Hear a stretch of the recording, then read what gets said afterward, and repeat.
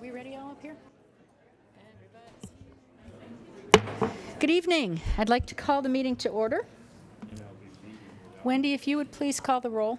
Paul Banks. Here. Pam Howard. Here. Lori Visder Ward. Here. Barbara Cruz. Aye. Dave Levy. Here. Mark Setter. Here. Jeff Swanty.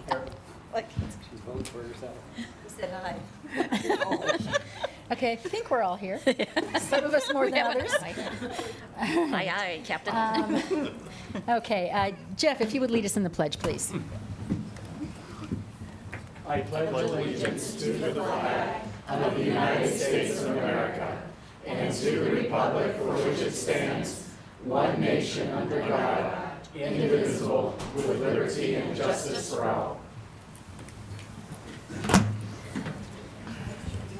Thank you. Pam, if you would read the mission statement, please. The Thompson School District will be a school district that empowers, challenges, and inspires students, faculty, staff, parents, school leaders, and community members to learn, achieve, and excel.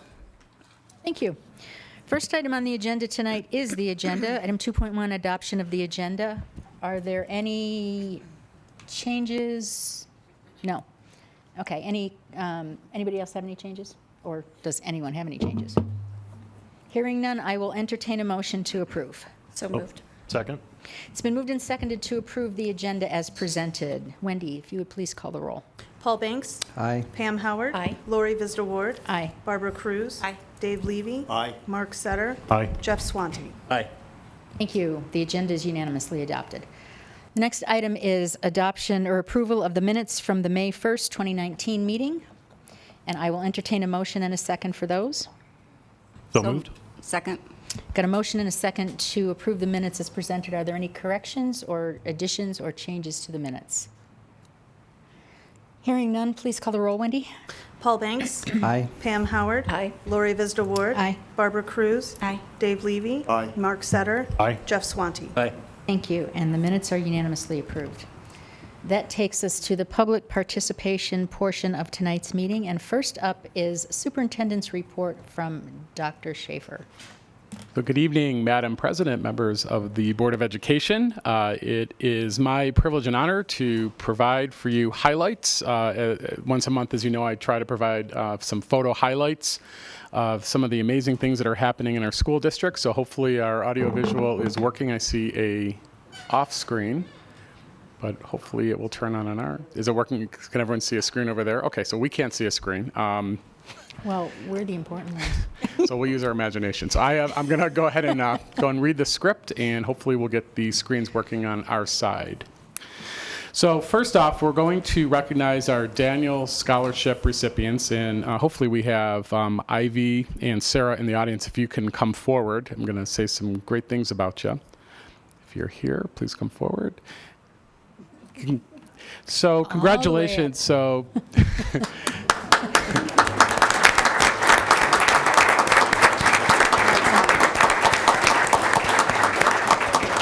So we want to congratulate, we had two Thompson School District Daniel Scholarship recipients, Ivy Knutson from Berthoud High School and Sarah Wolf from Mountain View High School. And so a little bit about the Daniel Scholarship Program. The program offers a comprehensive 4-year college scholarship that provides financial and personal support focused on helping Daniel scholars succeed in college and in life. The Daniel Scholarship can be used at any accredited nonprofit college or university in the United States. Ivy, who will be attending the University of Colorado in Boulder, says, "Being involved in school has been a huge drive for me. I really love to learn, and there are always questions that need to be answered." Meanwhile, Sarah, who plans to attend Colorado State University, says, "My drive comes from wanting to be successful and having a life I didn't think was possible." So this is Sarah joining us, and again, we congratulate both of our Daniel scholars. It's a huge honor.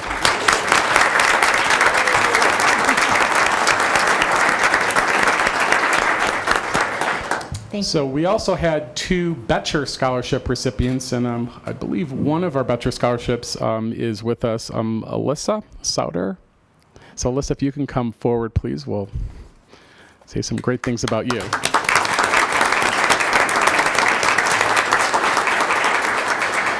So congratulations to two of our Thompson School District Betcher Scholarship recipients, Michael Doolittle from Berthoud High School and Alyssa Sauter from Loveland High School.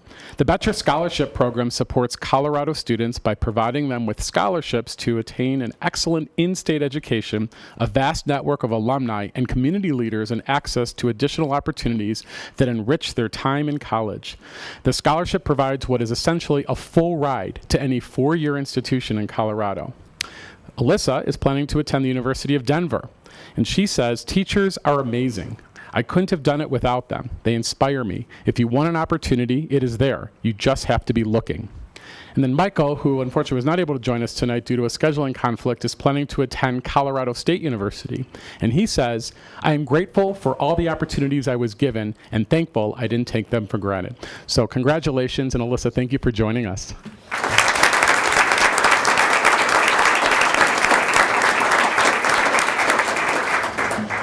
So finally, we want to recognize Hunter Ogg from Loveland High School. Hunter, are you with us?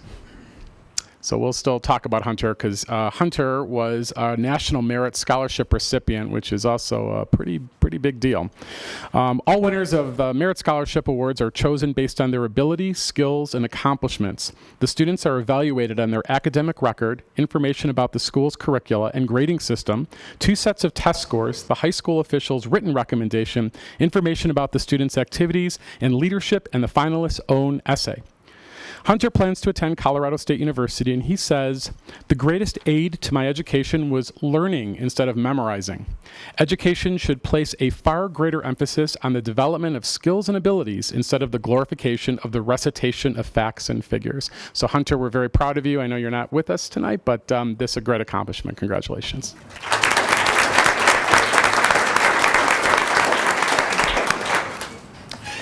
I was very pleased to host a couple of coffee meetings with local business professionals in the community. Our first session was held in Berthoud on March 15th at the Trailhead Cafe, and our second get-together was hosted in Loveland on April 26th at Local Artisan Coffee House. It was great getting to meet some new people in our business community and hear their valuable insight about our district and the ways that we can perhaps strengthen our partnerships with our business community. We also attended Stansbury, their community open house. Stansbury Elementary hosted a community open house on April 25th to celebrate the legacy of the school and commemorate the impact it has had on so many families within the community. A number of alumni and staff attended the event with over 230 hot dogs being served in total. So, an interesting fact. Thompson Kids Can Change the World contest winners. Congratulations to Ashley Arthur, an 11th grade Mountain View High School junior, and Chloe Lloyd, a 2nd grader from Truscott Elementary School, for winning the 2019 Thompson Kids Can Change the World contest. The contest asked students to put forth their ideas on something special that they would like to do to make a difference for their school or their community. Chloe, with the support of school and district staff, will be hosting an event for her classmates to express their thanks to our local school resource officers by washing their police cars so that they can look as spiffy as possible. Ashley, meanwhile, is working with staff to create special resource boxes that will be located in Mountain View classrooms to help provide students with better coping skills to deal with stress. Both Chloe and Ashley will receive up to $250 in supplies and materials to help make their plans a reality. Cooking Around the World competition. Congratulations to the students who participated in the recent Cook Around the World competition in Florida. 2 Mountain View High School students, along with 2 members from Loveland High and 1 from Thompson Valley High School, competed against 40 other teams from around the United States.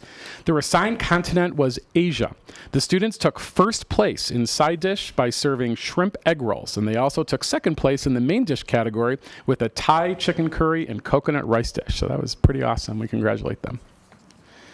Kids Pack Citywide Food Drive. A special thank you goes out to the entire Loveland Rotary Club Kids Pack team in our community for a successful citywide food drive this spring. The total amount of food collected was more than 32,000 pounds, plus $3,000 in cash donations and $1,000 in store gift cards. It was a very successful drive, and Thompson School District is extraordinarily grateful for the amazing support of our community and the Kids Pack program. Kids Pack provides weekend food packs for hundreds of food insecure students throughout our district. Congratulations to the winners of the 2019 Thompson Education Foundation Educator of the Year Awards, which honor excellence throughout Thompson School District. The Thompson School District staff members of the year are Jen Schwab, she's a counselor at Mountain View High School, and Margaret Skrobach, an early childhood speech pathologist at Berthoud Turner Early Childhood. The Principal Educator of the Year is Rick Bowles. He's currently the principal of Ivy Stockwell Elementary School. The Elementary Educator of the Year is Anne Marie Pike, and she's from Berthoud Elementary School. She's a kindergarten teacher. And finally, the Secondary Educator of the Year is Christine Marshall from Loveland High School, and she's a mathematics teacher. And finally, the Educator of the Year is Michael Pintarik, and he's Technology and Engineering teacher at Loveland High School. Congratulations as well to all of the 82 educators who are nominated for this year's awards. So this is another big deal. These are great reports where we can just showcase a lot of the amazing things that our district is doing, and we're really proud of this. Congratulations to 54 Thompson School District students who earned the Seal of Biliteracy in 2019. The district developed the Seal of Biliteracy to honor our students who have attained high-level skills in both English and another language. The seal appears on the student's official transcript to certify to colleagues and employers that she or he has demonstrated proficiency in multiple languages. In total, we had 6 students earn the seal in French, 1 student in Thai, 2 students in German, and 46 students who earned the seal in Spanish. We even had 1 student who earned 2 seals of biliteracy in German and Spanish. And I want to provide just a very special shout out to our amazing teachers and staff who support these students, as well as Tony Thiessen, who's with us this evening. She helps coordinate our dual language immersion and world language programs. So this is, again, a huge accomplishment for our district, and we appreciate you.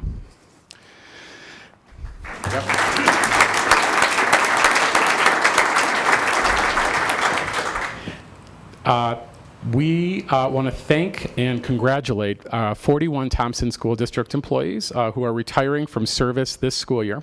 We are forever grateful for their dedication and the positive impact that they have had on students throughout the years. In total, here's another interesting fact for all of you. This group of educators and support staff provided 731 years of service to the Thompson School District. Wow, that's a lot of years. We wish each of them the best of luck in their retirement and future plans. Finally, we want to congratulate the class of 2019, and we wish them good luck. They'll be putting the finishing touches on their K-12 school careers. Actually, today was their last day for 12th graders. It's been our honor as teachers, support staff, and administrators to watch all of these students grow and achieve over the years, and we can't wait to see what you accomplish as you move forward with your lives. We hope you all take care of yourselves and enjoy. So that concludes my report.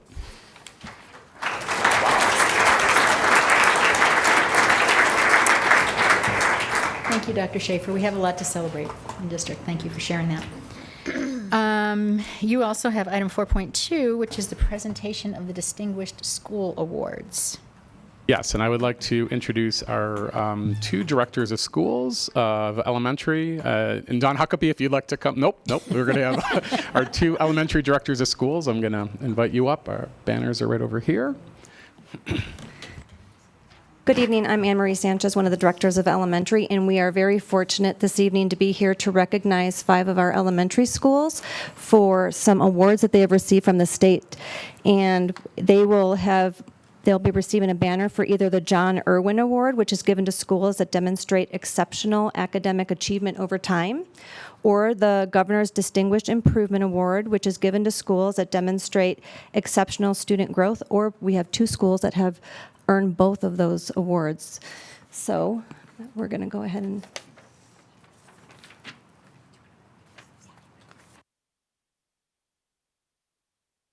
Good evening, Madam President, members of the board, and Dr. Schaefer.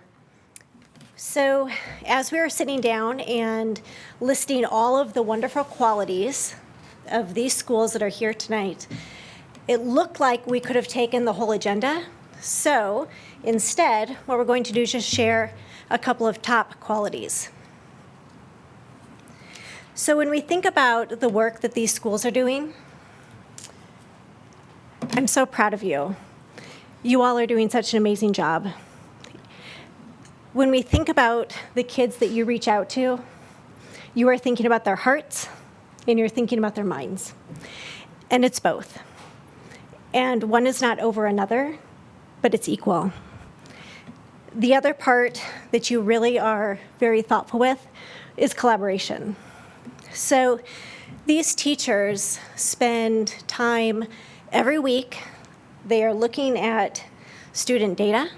They're looking at work samples. They're having conversations about what's going well in their classrooms and what do they need to tweak in order to meet student needs. You all are working so hard to meet the needs of your kids every day. Those two components and qualities in these buildings rise above the rest. They truly are looking at the whole child.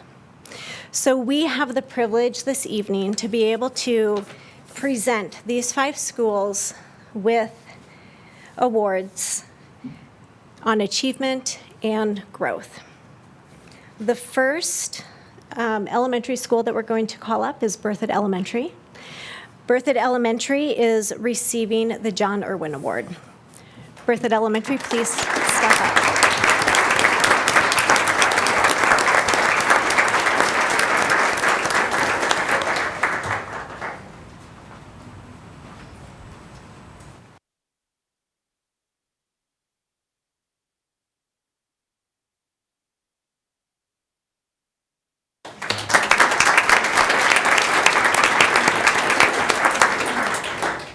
Okay, we are going to call up Big Thompson Elementary next.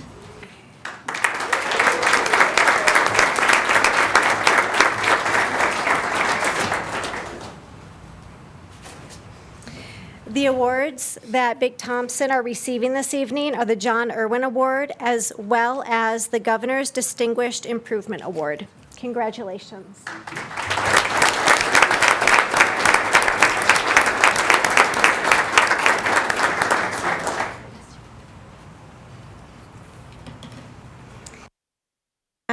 The Ivy Stockwell staff, if you would please come up.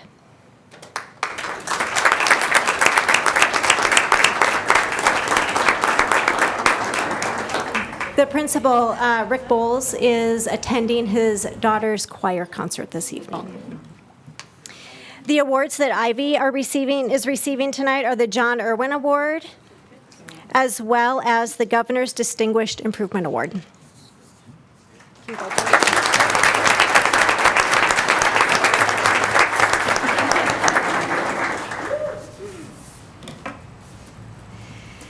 Centennial Elementary School.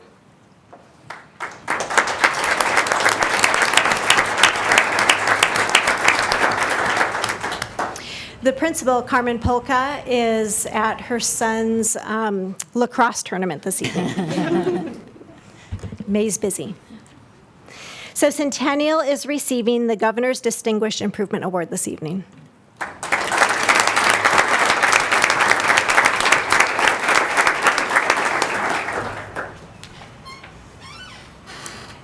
Coyote Ridge Elementary.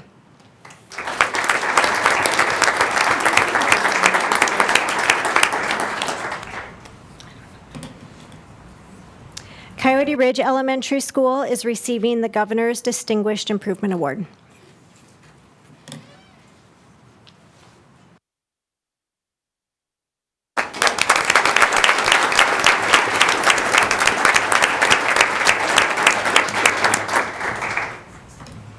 Again, congratulations to all of you. Thank you for your hard work and your dedication to our students each and every day. Thank you.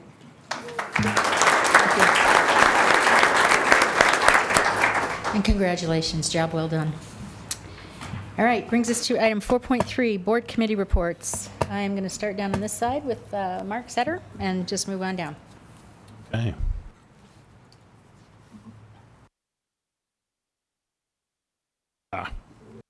Lots going on this time of year. May's very busy. I'm going to focus on just 4 things. The DAT committee will be presenting their findings this evening. I attended the CTE mission and vision meeting. Very excited about the foundation being laid for that program, and I'm looking forward to seeing it blossom. Really can't wait to see how it moves our students forward. I also attended the High Plains Schools Give Next program. What a great opportunity for our students to participate in some very meaningful philanthropy projects. Philanthropy? Thank you. What a great learning opportunity for those kids. Finally, I attended the Conball Middle School Orchestra concert. I am so proud that our district continues to support our music programs. And I recognize the lifelong impact that it has on our students. So that's it for now. Barb? I'm just going to say it's been a very busy month, and it continues to be. I'm just going to talk for a minute about a field trip activity that I've participated in every year since it's been instituted. About 6 years ago, the City of Loveland Museum and Thompson School District, through a fund provided from the Lola Johnson Trust. Lola was a school board member who passed away several years ago, and she set up this trust to provide this opportunity for second grade students, and it's History Days is what it's called, and every second grader in the entire school district, including charter schools and including Berthoud, they, like all of the schools, go for the whole day down to the Loveland Museum, and they learn about Loveland/Berthoud history, the Mountain Men, Mariano Medina. They play games like the kids would have played back then up at the Lone Tree Schoolhouse up by Lake Loveland. And they take over downtown because, you know, the beginning of it's at downtown at the museum and the Rialto, and then the afternoon they go up to the schoolhouse at the lake. And it's all provided by the Lola Johnson Trust that has provided this for second graders. And it's just amazing to see these little kids just eat up this history. And I learn something new every year, too, that I didn't know about Loveland history. And they have such a good time in it. The museum staff is so terrific doing it. It's a major undertaking, getting all those kids safely back and forth on the buses and to and from the places. And it's sort of a wonder to behold. So I'm glad we're able to provide that for our kids through that fund. I might add that Lola was also a teacher in the district. Yes, she was. Correct. Okay, so some more celebrations to report. Today, the Thompson Education Foundation awarded 4 Great Idea grants. These are teacher grants. The teachers have to apply for these, and they're selected. So today was pretty exciting. TEF, we got to go around to the different schools and present. These awards are a surprise.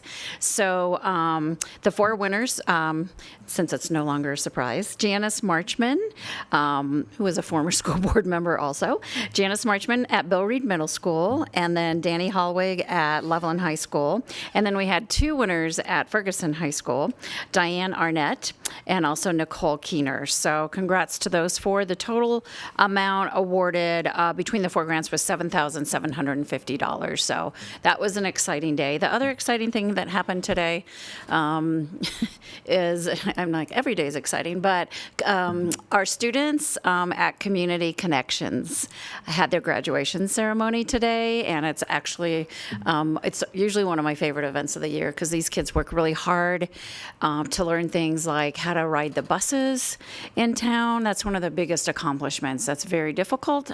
I don't think I could ride the bus very successfully, so they've learned a great deal of life skills through their teachers at Community Connections, so congratulations to the staff and students at Community Connections. Nothing to report. Oh, you got a hand. Yay, Community Connections. I attended several meetings, but I just want to discuss, I attended Ferguson High School, and I was very, very impressed with the principal, the faculty. What I noticed was there's a camaraderie between the students. Maybe that's to be expected because it's so small, but they certainly support each other, and I certainly think it's so beneficial to those students that find their home there as compared to traditional high school. So congratulations to Dr. Germain and his entire staff. And congratulations just once again to the scholarship winners and to the award winners of the elementary schools. You make us very, very proud. Thank you. All right, thank you. Continuing on with public participation, we will move into 4.4, public comments. Pam, I'll have you read the statement, and then Paul, you will handle the clock. Because the board wants to hear the viewpoint of the public, we have scheduled time during the regular board meetings for comments. The board has set aside an unlimited time for public participation prior to the business portion of each meeting on the first and third Wednesday of the month. The time for each speaker is limited to 3 minutes, and each individual will only be recognized once. The board will not respond to comments or questions. Thanks. We have one speaker this evening, so Maureen Dower.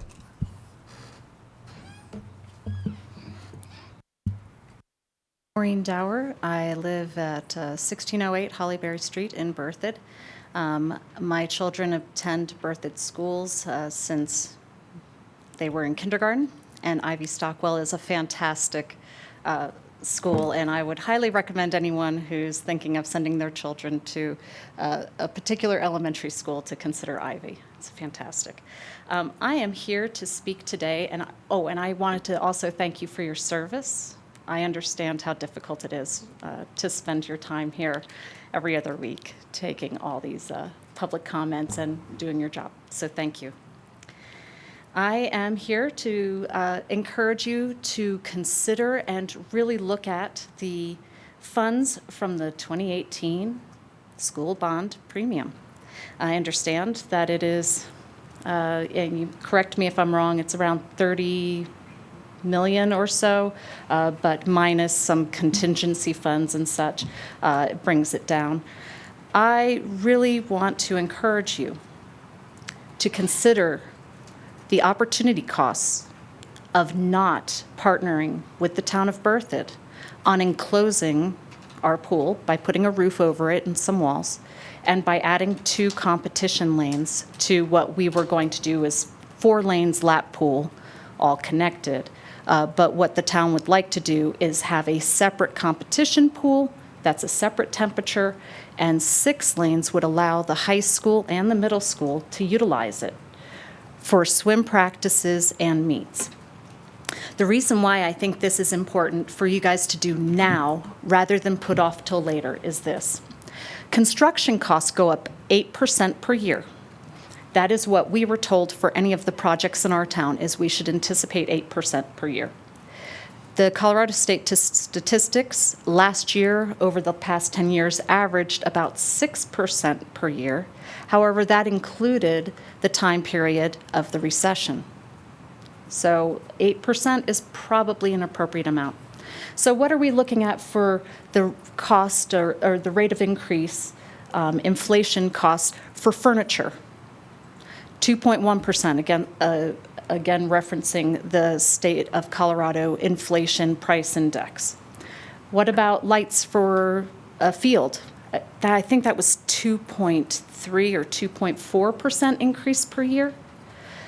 What about what can we earn with those the additional contingency funds over and above the contingency funds that you already set aside? And it's a significant amount that you're adding to the contingency, which is good unless you consider the opportunity costs again. Our opportunity costs are that you're putting that money in low interest-bearing accounts so that they're safe, but you're losing ground with the increase in construction costs every year.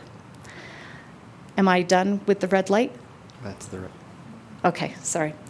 In any case, I'll just wrap up with this, that if you look financially at the costs, 50% discount on a pool for a swim team in their own town versus the cost of putting that money aside over time and having the costs of construction far outpace the costs or the interest that we might earn on it.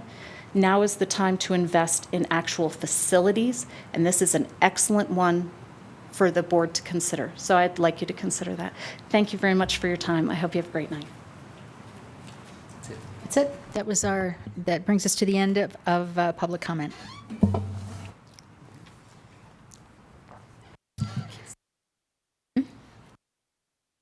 Oh, yeah, if there's students still back there that need to go home and study for finals, you're dismissed, otherwise. Or teachers. Yeah. Feel free big moment. to feel free to leave. You know, it gets less exciting from here on out, believe me. But of course, you're welcome to stay too. We do. Or else we just leave. All right. Okay, but I didn't say you could all talk. Oh, brother. I'm kidding.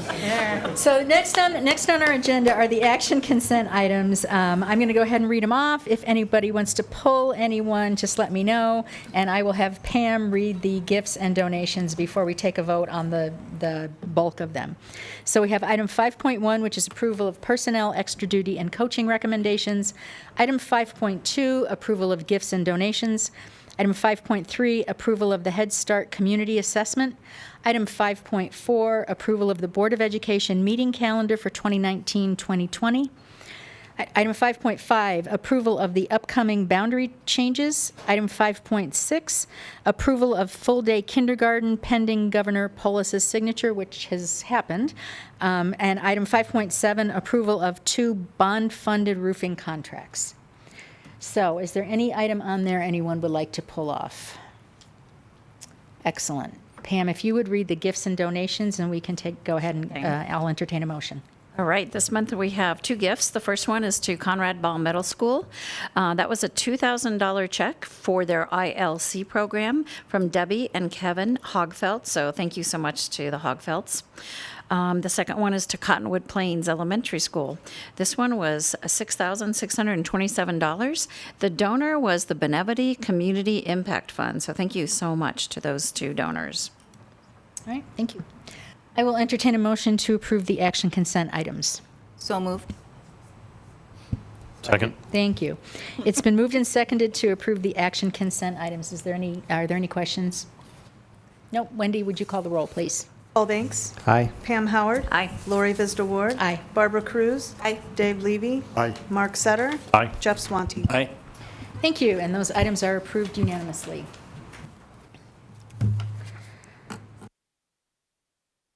Takes us to action item 6.1 is approval of new Citizen Bond Oversight Committee appointment for Citizen at Large.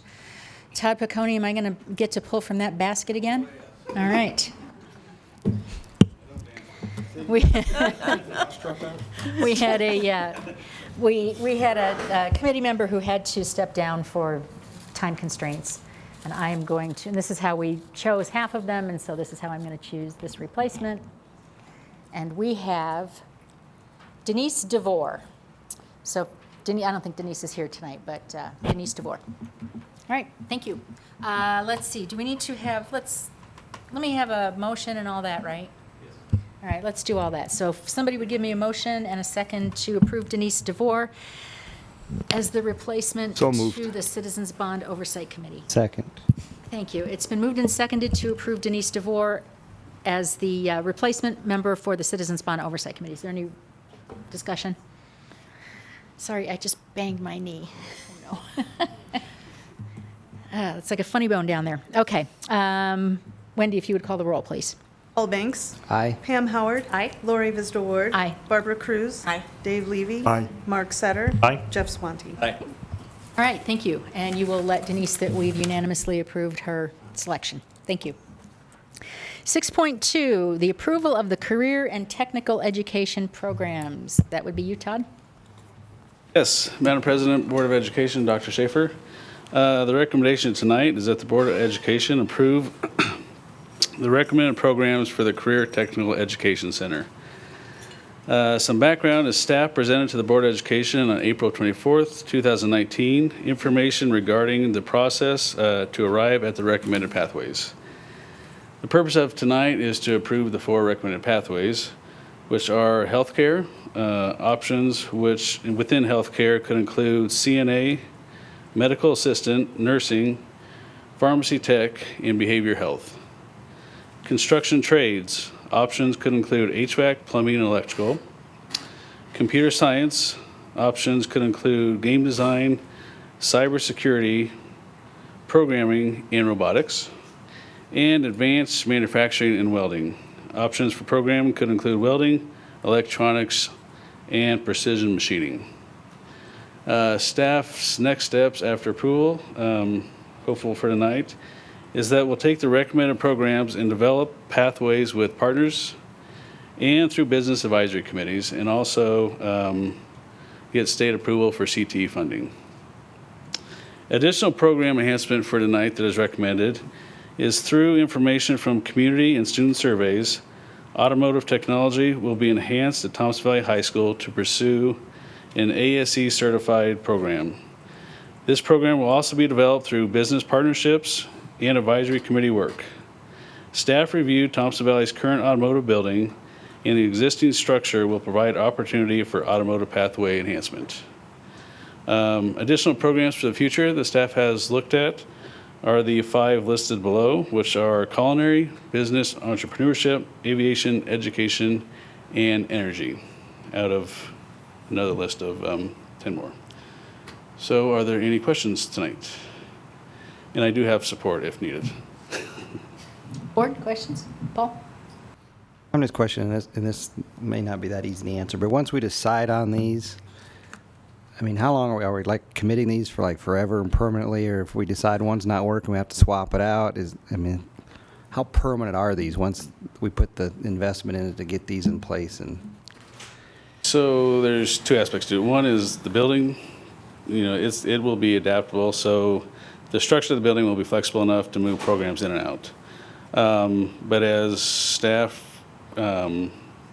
puts the programs together, the goal is that these programs are going to sustain and the kids are going to roll in and they will be permanent. But if a change did have to make, the building will be flexible enough to allow the adapting to other programs. following on that, so like when we say future growth, does that mean it actually be programs we could continue to add on, or is it replacing? No, it's actually, as the site's developed, we've located a space on the site for additional space, addition to the building. Yeah, so hoping that these programs stay. If you have a question or no? No, I guess I'm just sitting here with an excited look on my face because this is You something look like you wanted to jump in. I've been asking for many, many years. I think it's just providing one more pathway for the success of our students. It's going to help a lot of students realize there's a way to be successful in life without going to college, not to take anything away from college. It's very, very important, but there are other ways to be successful in life. I think the community wants us showing our students all the many opportunities that are available to them. And this is going to, again, give students more choice and hopefully improve graduation rates. Dave? When I attended a couple of meetings discussing the curricula, it was mentioned that people might want to open their own businesses, and therefore part of their training should be in business economics, simple as balancing a checkbook, to other parts, what insurance is required, something about how to get a loan, stuff like that. Is there anything envisioned to be in the curriculum for that? Specific to that, we're looking into that, I'll say. There's different opportunities within the center. One, for example, is a business lab that'll provide businesses a place to come in and then provide more specific training for businesses outside of these programs. So, yes, through other pathways. I'm yes. just making a suggestion. Yeah. That I think that could be, you're teaching a guy who wants to be auto mechanics, algebra 2, he might just say, this is not for me, and not pay attention. But you say, if you want to open your own business, and here's some things you might need to make money, he might pay attention. That's my thought. Absolutely. Yeah, I've heard that from business, and that's part of the business lab Right. concept is that. And Jeff Swansea asked me to say this, so it's I have one question. You talk here about having business advisory committees for the pathways. So would there be a separate one for each pathway? Is that how you envision that? Yeah, so for example, construction trades, we're looking at Front Range Community College as a partner to really help us plan out what the curriculum and those pathways are going to be. So for each individual program, there'd be partnerships and advisory committees for those. And these advisory committees would have actual business people in the community that are saying that we want students trained up in these different areas. So Yeah, that's their part of the areas of input expertise. they'll take Okay. to create the program curriculum. Great. So quick clarification. Just wanted to make sure that for the automotive technology program at Thompson Valley High School, any of our high school students from throughout our district could participate in that program. That is correct, yes. As with any of the other CTE programs that we're planning on offering. Yes, they're for every student district-wide, yes. Any other questions? All right, this being an action item, I am going to entertain a motion to approve the, I'm sorry? Sorry, I thought I saw Jeff's You hand guys go up. misbehaving down there? Okay. I'm going to entertain a motion to approve the career and technical education pathway programs as presented in the memo. Motion made. There you go. You wanted to make the motion, okay. Second. Second? It's been moved and seconded to approve the career and technical education programs as presented. Is there any further discussion? Hearing none. Wendy, please call the roll. Paul Banks. Aye. Pam Howard. Aye. Lori Vistor Ward. Aye. Barbara Cruz. Aye. Dave Levy. Aye. Mark Setter. Aye. Jeff Swanty. Aye. Thank you, and that passes unanimously, and that's pretty exciting, actually. Yep, it's a good day for Thompson School District. All right, next up is item 6.3, approval of the First Amendment to the 2018-2020 MOU Memorandum of Understanding between the district and the Thompson Education Association, also known as the TEA. Madam President, School Board, Dr. Schaefer, Bill Siebers, Chief Human Resources Officer. At this time, I'd like to call up Andy Chrisman, who is the TEA President, to be involved with answering any questions and be a part of this. So we make a recommendation that the board approves the First Amendment to the 2018-2020 MOU between the district and Thompson Education Association. And board, go ahead. Yeah, go ahead. I'm I was just going to pulling say, these up here. for the good of the public, could you just explain what the First Amendment actually is? So the First Amendment is, last year we agreed to a 2-year MOU. So this is the first time in the Thompson School District history we've always had a year-to-year MOU. But last year we negotiated where it's a 2-year, so this is the second year of a 2-year agreement, which means you would make an amendment to the original MOU. So where usually we approve a whole new contract. Yep. This year, it's just an amendment. So basically, year one is where you talk about critical questions. Year two is where we talk about related issues and compensation. So a big focus in negotiations this year was compensation and the two items about the related issues, cleaning up the MOU, for some of the wording that there might have been an oversight with, and the second part is the social emotional learning. Questions, board? So this is the new salary schedule for those of people who. So I'm trying to hold back all the excitement. I I'm know, waiting. I'm just like I can start dancing up here I because know, I'm totally right? excited. I I'm trying to can't- hold back the emotions. But there's a huge buzz about the Thompson School District. What? I love going to job fairs. Just talking to applicants that are wanting to come, posting positions, seeing how deep they are. I'm trying to limit to the 5 minutes, but I can talk more about the excitement. So just approve it, please, because we're really in a good place. This is. Let's go. It's all about being a Let's do destination this. district, and we are on the map when we start comparing where our salaries will be compared to other districts.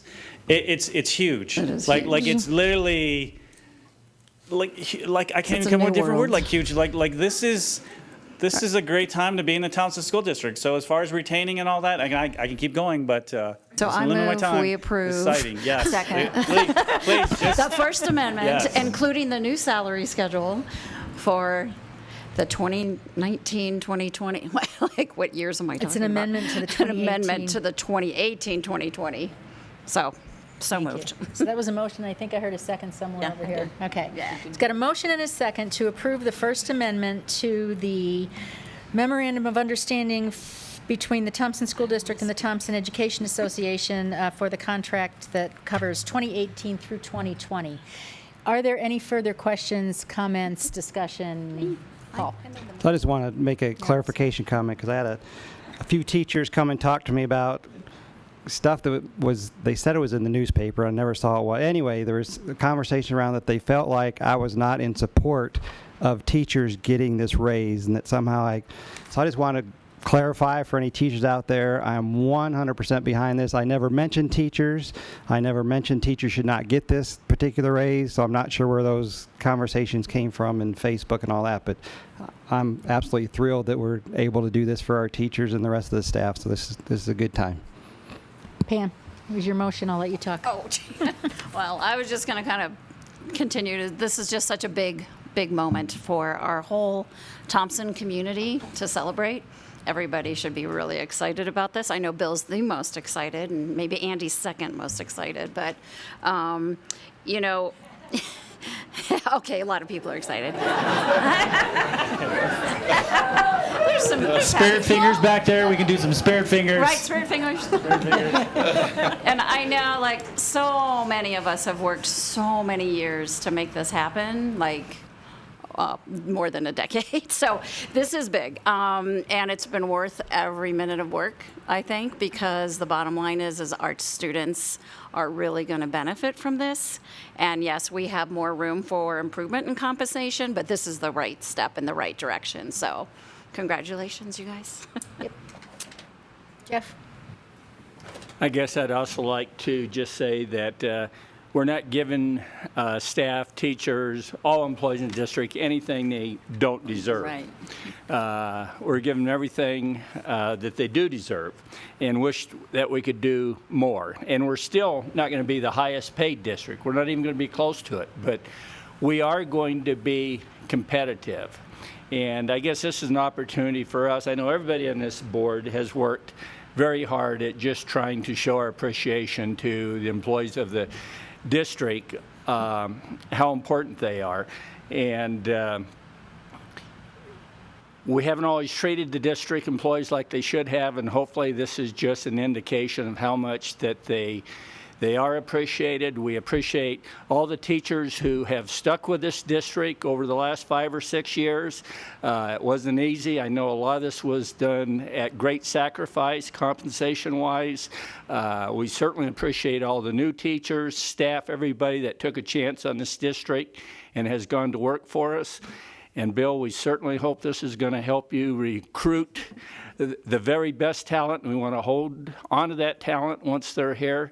So this isn't the end of what we need to do for this district. We need to maintain the direction we're going into. And I guess I just want to say thank you to the community for approving this, and thank you for all to the district employees who've held in there and our future for our children and students. Dave? Of course, it's already been said. I'll just make 2 quick comments. When you take a vote on the board, you think what is best for the district, short-term, long-term. This is a happy vote. This is one I'm happy to make.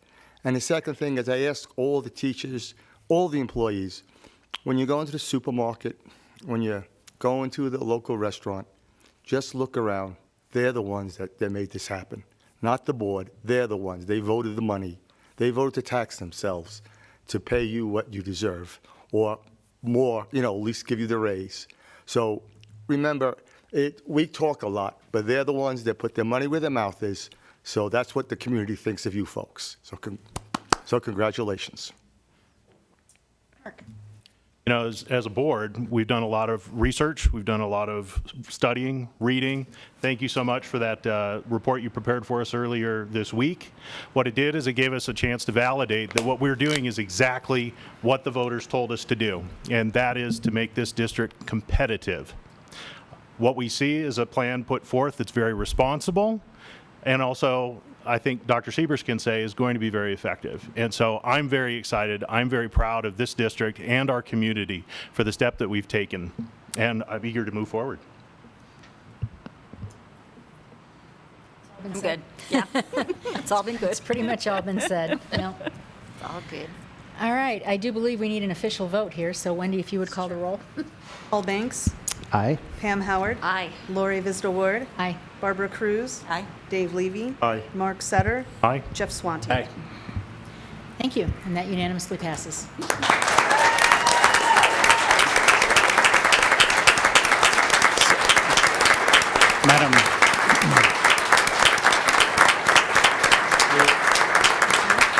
Madam President, Yes, sir. thank you to the community, thank you to the board. At this time, we'd like you to sign the agreement. I've done my share. Like now. Like this, I've done it. You guys were up there talking, I did it, so, yeah, it's just for Andy's signature. Thanks. All right. That takes us to the end of action items. The herd is thinning. Yeah. Discussion item 7.1, district. If they all leave, maybe we should change our vote. I don't know about this. They have work tomorrow. Item 7.1 is the District Accountability Committee, or the DAC, and District Unified Improvement Plans, DUIP updates. Madam President, members of the board, Dr. Schaefer, Don Huckabee, Chief Academic Officer.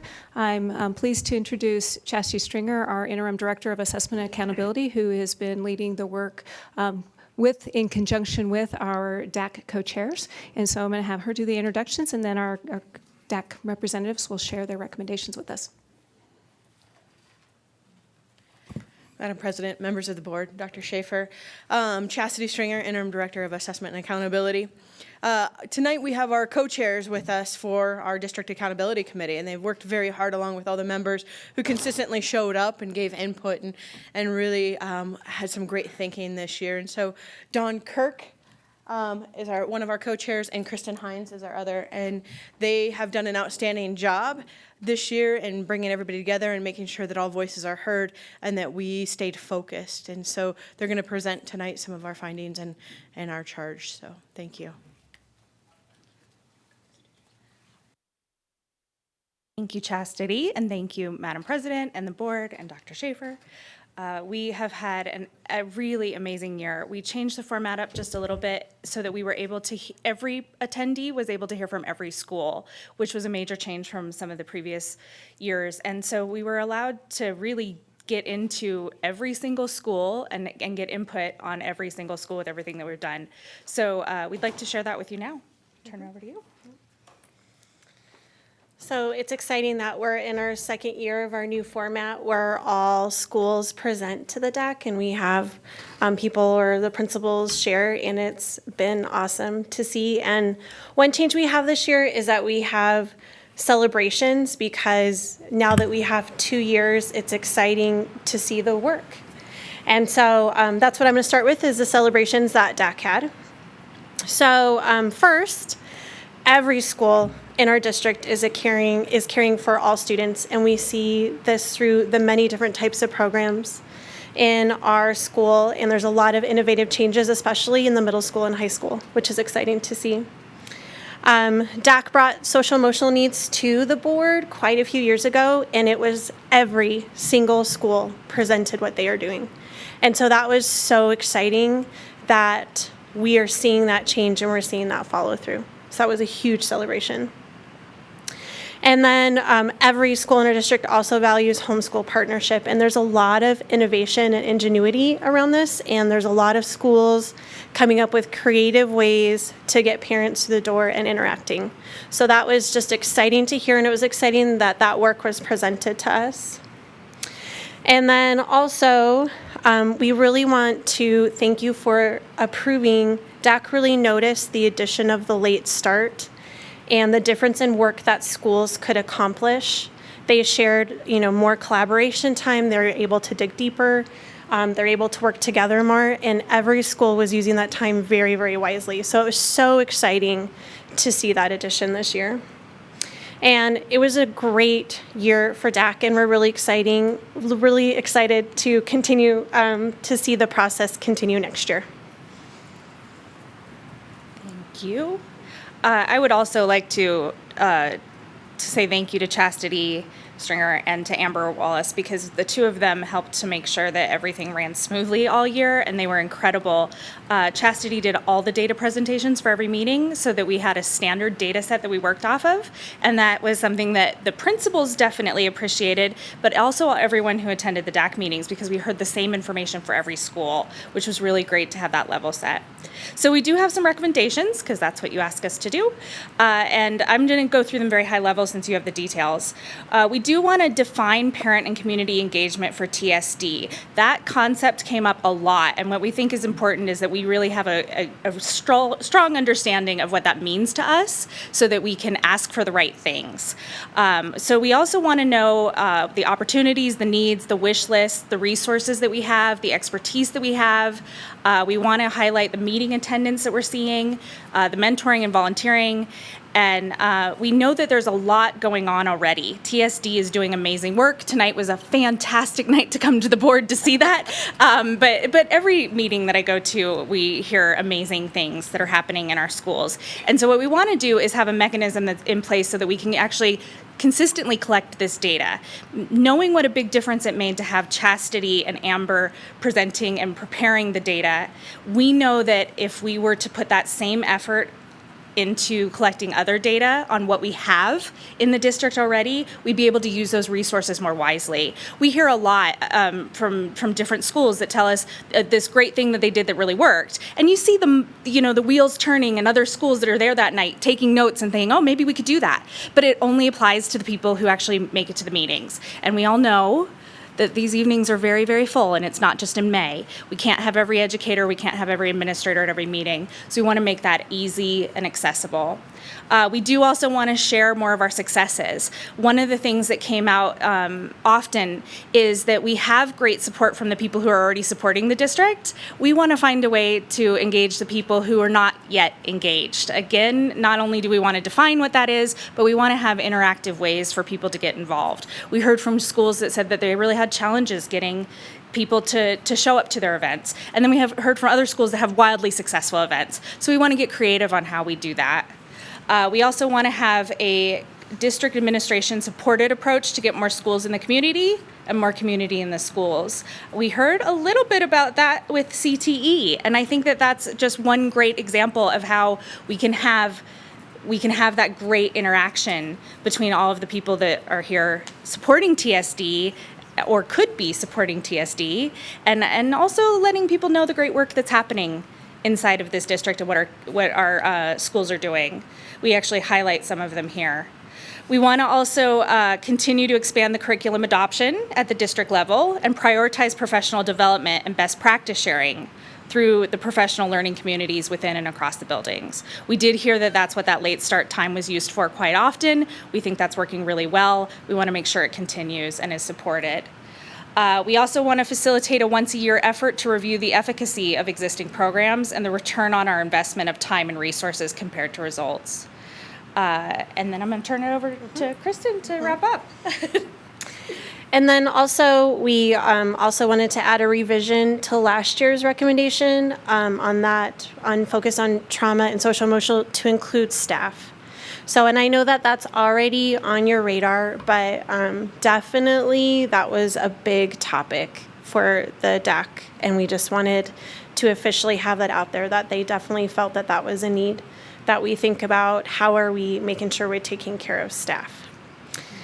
And so we just want to thank you for your time. This is my last year as co-chair. This is my second year.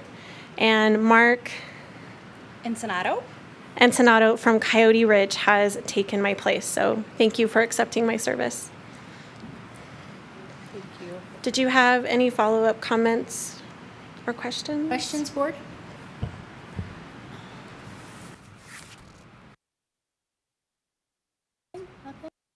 Excellent work. I Yeah. think you guys did such a deep dive. It's really So refreshing insightful. what you guys have done the last 2 years now. Right. The way you've presented your information and your, data's great, and I'm glad you guys look at it. But I really like the narrative of you coming and telling us what you're seeing, what you're hearing, what the challenges are, what some real on the ground recommendations are, things that can actually be done. So I really appreciate that. Thank you for your work. It'll be interesting to see what kind of a collection what kind of a program we can use to collect the data about all of these pieces. I'm in my mind wondering what that could possibly look like with so many areas. Well, and that whole thing around what does engagement look like? If you guys define that, you'll be millionaires. Just saying. So you might want to, patent that or get the intellectual property rights to that. But that's a huge question, and it's something that deserves time and effort from all of us. So. Good? Thank you. Thank you very much. Have a good summer. Have a good night. All right, that takes us to item 7.2, policy IKF, graduation guidelines. Dawn. Yes. So we brought this to you 2 weeks ago, and since then we've took a look at some things that were identified in the policy that really they're called out there specifically and highlight that we'd put in the policy as optional, especially around the credits for community service. And that was a bit confusing when it was optional and it looked like how's that going to add up to be 20 credits, 24 and 28. And the credit option is not a requirement. Students are required to do 20 hours of community service. They have the opportunity to get credit for it. So we wanted to remove that before you voted on it because that was a little bit of confusion. And so what we did is moved that particular information that was in that table underneath the section that specifically calls out community service and explicitly showed that for the class of 2021, next year's juniors, that that would be prorated to be 10 hours for them, 15 hours for the class of 22, and then the 20 hours for the class of 23 and beyond. Additionally, in the table that has the types of credits that students are to earn, in order to obtain the three various types of diplomas, we had omitted that we'd removed the fine arts requirement. And what happened there is we removed it, but it's rolled into the career pathways. So students still, that is an option.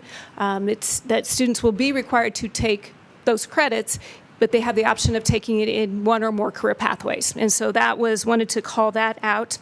And additionally, based on some legal counsel, there's just a little bit of language revision we need to get to you, and I'll get that to you next week, around some of the specific language around students with disabilities. So it's very minor fine-tuning, but if we're going to do it, we need to do it right. So we want to get this done correctly and not have to touch this policy for hopefully a little while longer. So here to answer any questions about those, we'll bring forward then what you see here as the removals and the changes that you see in the red lines. What I try to do is show the highlighted is the new changes, and then we'll get you that language around the students with disabilities next week, and then it will come out through board docs to have the final on June 5th. So any questions? Questions? I'll do Dave and then Jeff. I received today in a packet waiting for me this letter. Are you familiar with this letter? I am. Okay, so could you explain, is it a requirement now to take a fine arts or apply arts, or is it's just an option available to them? In this new policy, it is so the students will have 8 credits and they can earn it in applied arts, in career technical ed, or fine arts. So it's an option within that, and so students can take any combination of those courses But for it's a their 8 credits. requirement they take something in that. Correct. Okay. But they do not have to take fine arts or applied arts. They could take all career technical ed for those 8 credits. Currently, there is a requirement to do fine art and applied Like art. half a credit of each. So this broadens it. Correct. So I'm just going to relate my experience. In ancient history, I was in high school, and I had to take fine arts. I had to take a music class. I had no interest in it. They were very beneficial for all my life. So explain to me the district's thinking on why we're not requiring a broad approach, including fine arts of some sort. That's a great question. What we're learning as students are kind of picking a pathway is that this gives them an opportunity to explore multiple things. So again, we're not excluding fine arts, we're not excluding applied arts. It allows our students to go deeper into a career pathway if they choose to go deeply into one, or they can spread these out across multiple. So they still can take a fine arts and applied arts and some career technical ed courses. So we're not excluding students from taking it. We're actually looking at broadening their experiences beyond even career, beyond the applied and fine arts. I'm not an educator. I don't pretend to be one. I respect your opinion. If they didn't take the fine arts, what would options they have to take instead of it? So they could, so we talk about the Career Technical Ed So Center. explain that a little bit more. Okay, so a student could, instead of taking fine arts or applied arts, they could, for example, take perhaps, and I'm going to use an example of, they're going to take a couple of applied, I'm trying to think of some good examples that will relate directly to the CTE Center. They're going to take a computer-based course, let's say at Loveland High with Mr. Pintark. And so they'll take 1 or 2 courses there. So that would be 2 credits. Then with our computer science and robotics that we will then offer at the Career Technical Ed, they could earn another 3 or 4 credits there. So they could really go deeply, and they could even earn all the way up to 8 credits in that particular pathway versus, and within that pathway, they're getting some graphic arts, they're getting some of those applied arts, and it's not true fine arts in the terms of performing arts in those, but that would be a way to meet those requirements and go deeper. One last question. What would be the downside if we insisted they take a fine arts class for graduation? Well, there probably isn't truly a downside to it. It does focus, though, and narrow them in an area, as you said, that may not be a passion area where they want to put their time and effort into. And I appreciate that, and on the other hand, what they don't know, they can't, they could only vote no because they don't know any better. And so I'm not, I'm not good at art. I'm an engineer by training, but I believe that broad base, and of course, Dr. I just see the benefit of the broad base. I'm a little concerned here. So I have a counterpoint to that, actually. Being a huge supporter of the arts, my children have done all the music classes that there are to do from 6th grade through 12th grade. They, in high school, were forced to take an applied arts credit. And it took up a half credit, or a semester, I guess. It took up a semester class that they would have preferred to take an extra choir in addition to band and orchestra, or a drawing class or a sculpture class. So this is kind of the reverse situation. It broadens it where the kids that are orchestra, choir, band already in that world, because you come into high school pretty much not too many beginners, I think, although there's some choir, there are some kids who pick it up in high school. But the having the applied art requirement was it limited what my personal kids could choose in the fine arts because they had to do Was that. that good or bad, though? See, It was just like the kid who takes Algebra 2 and never needs to take it. My daughter never really needed to know.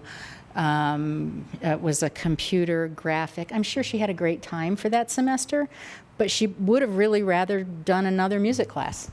Yeah, but my concern is that shouldn't we broaden their education? Isn't that, we're not saying you have to take art every year, but I just see not having a requirement to take any art in 4 years of high school.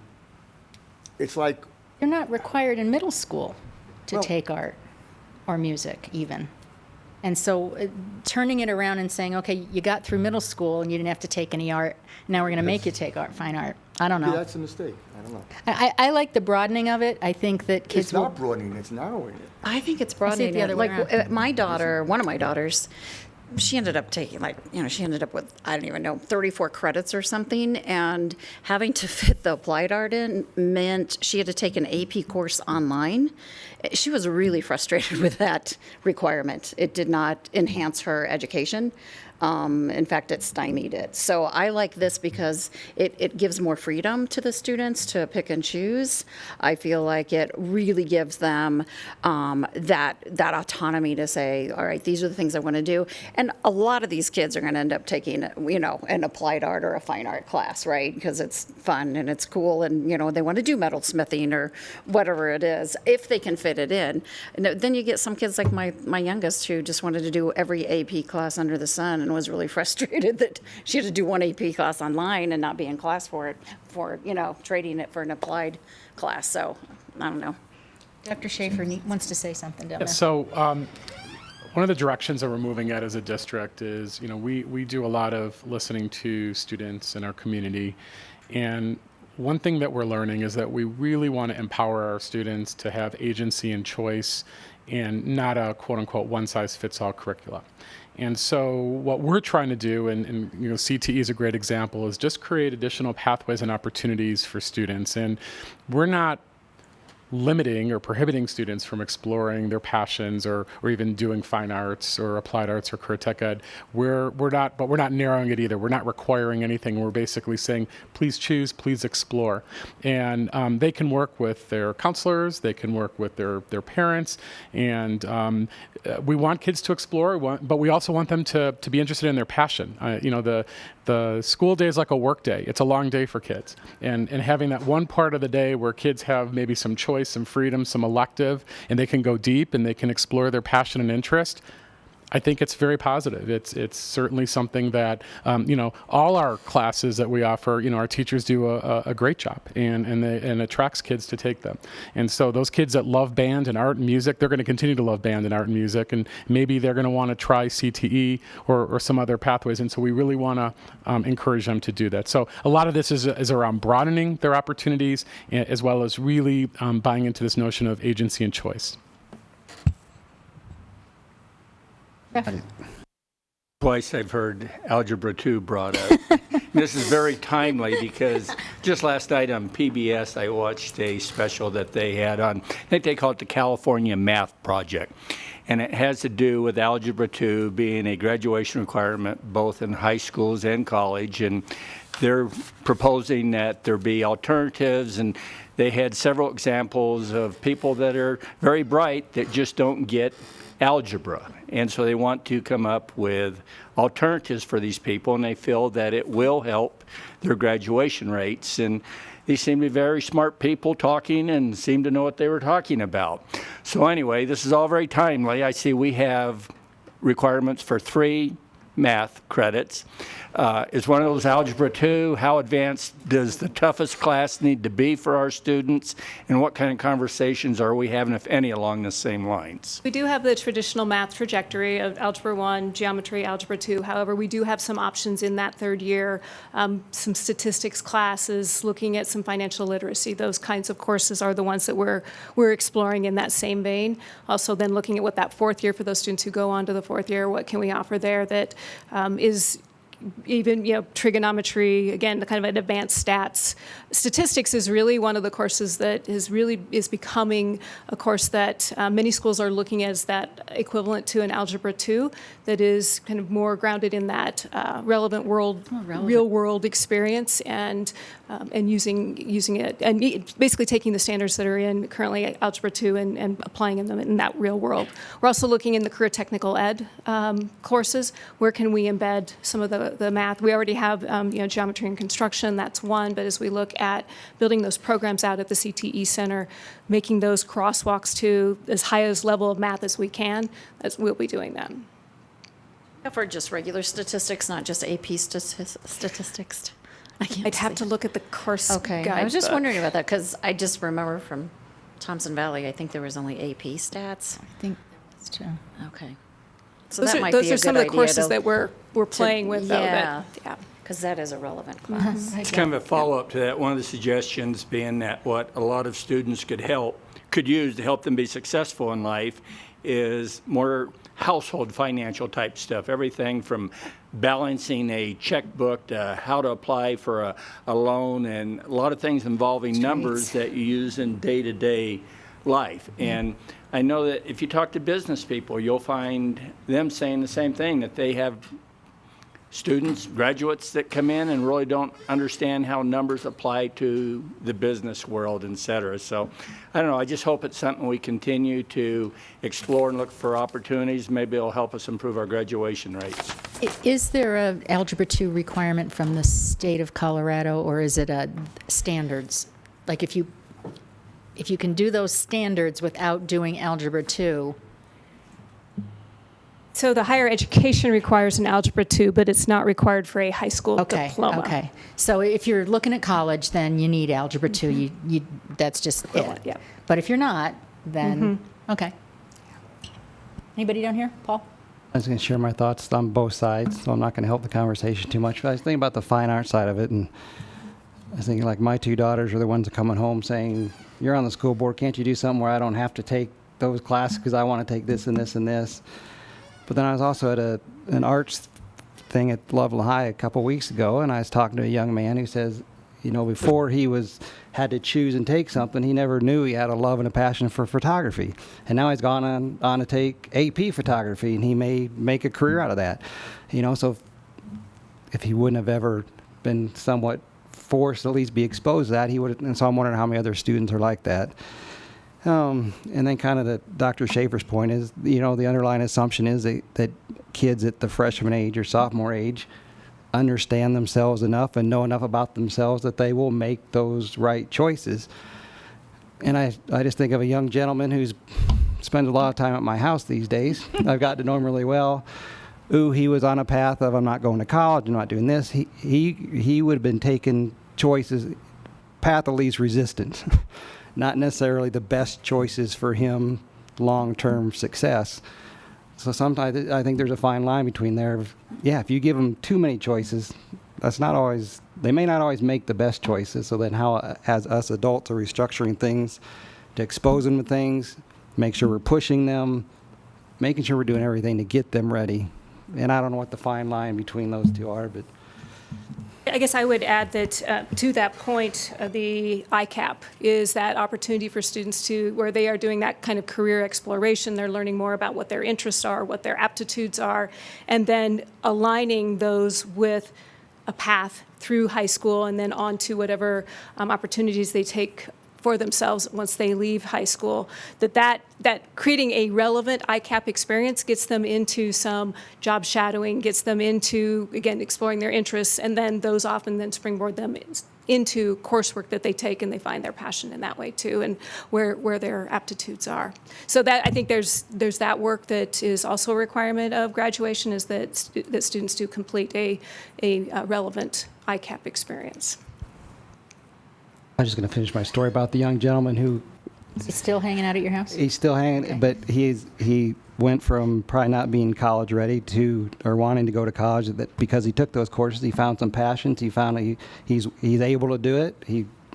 And now he's going to go to the University of Wyoming, and it was a whole different path. But he probably wouldn't have chose on his own. But so it turned out well. Well, and that's where it becomes important that we continue to focus on what we used to call in the day guidance counselors, right? Who can say, you're thinking this way now, but maybe keep this in your back pocket. Maybe suffer through this one thing that you hate, because you might maybe take Algebra 2 just in case you want to go to the university, that kind of thing. All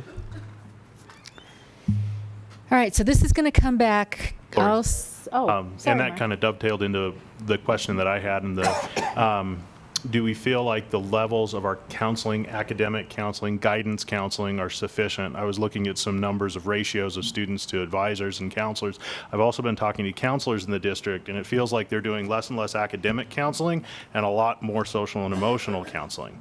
And so I'm concerned about that, because it's really important that these students get the kind of guidance that they need to recognize, if I take this path, this is where I might end up. The other possibility, of course, is the mentorship programs.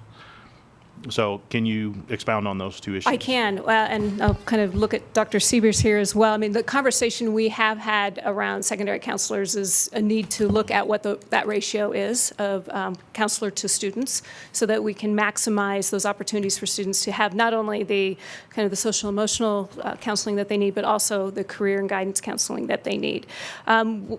The other thing, and then you said about mentorships, I mean, those are certainly, we're looking at and expanding upon our work experiences, our mentorships, bringing people in, getting our students out more, job shadows. So those are some programs we're developing more and getting more and more kids involved in, bringing people in, the more we can expose kids to our potential careers and outcomes, the better we can do. So it's work we need to do more of.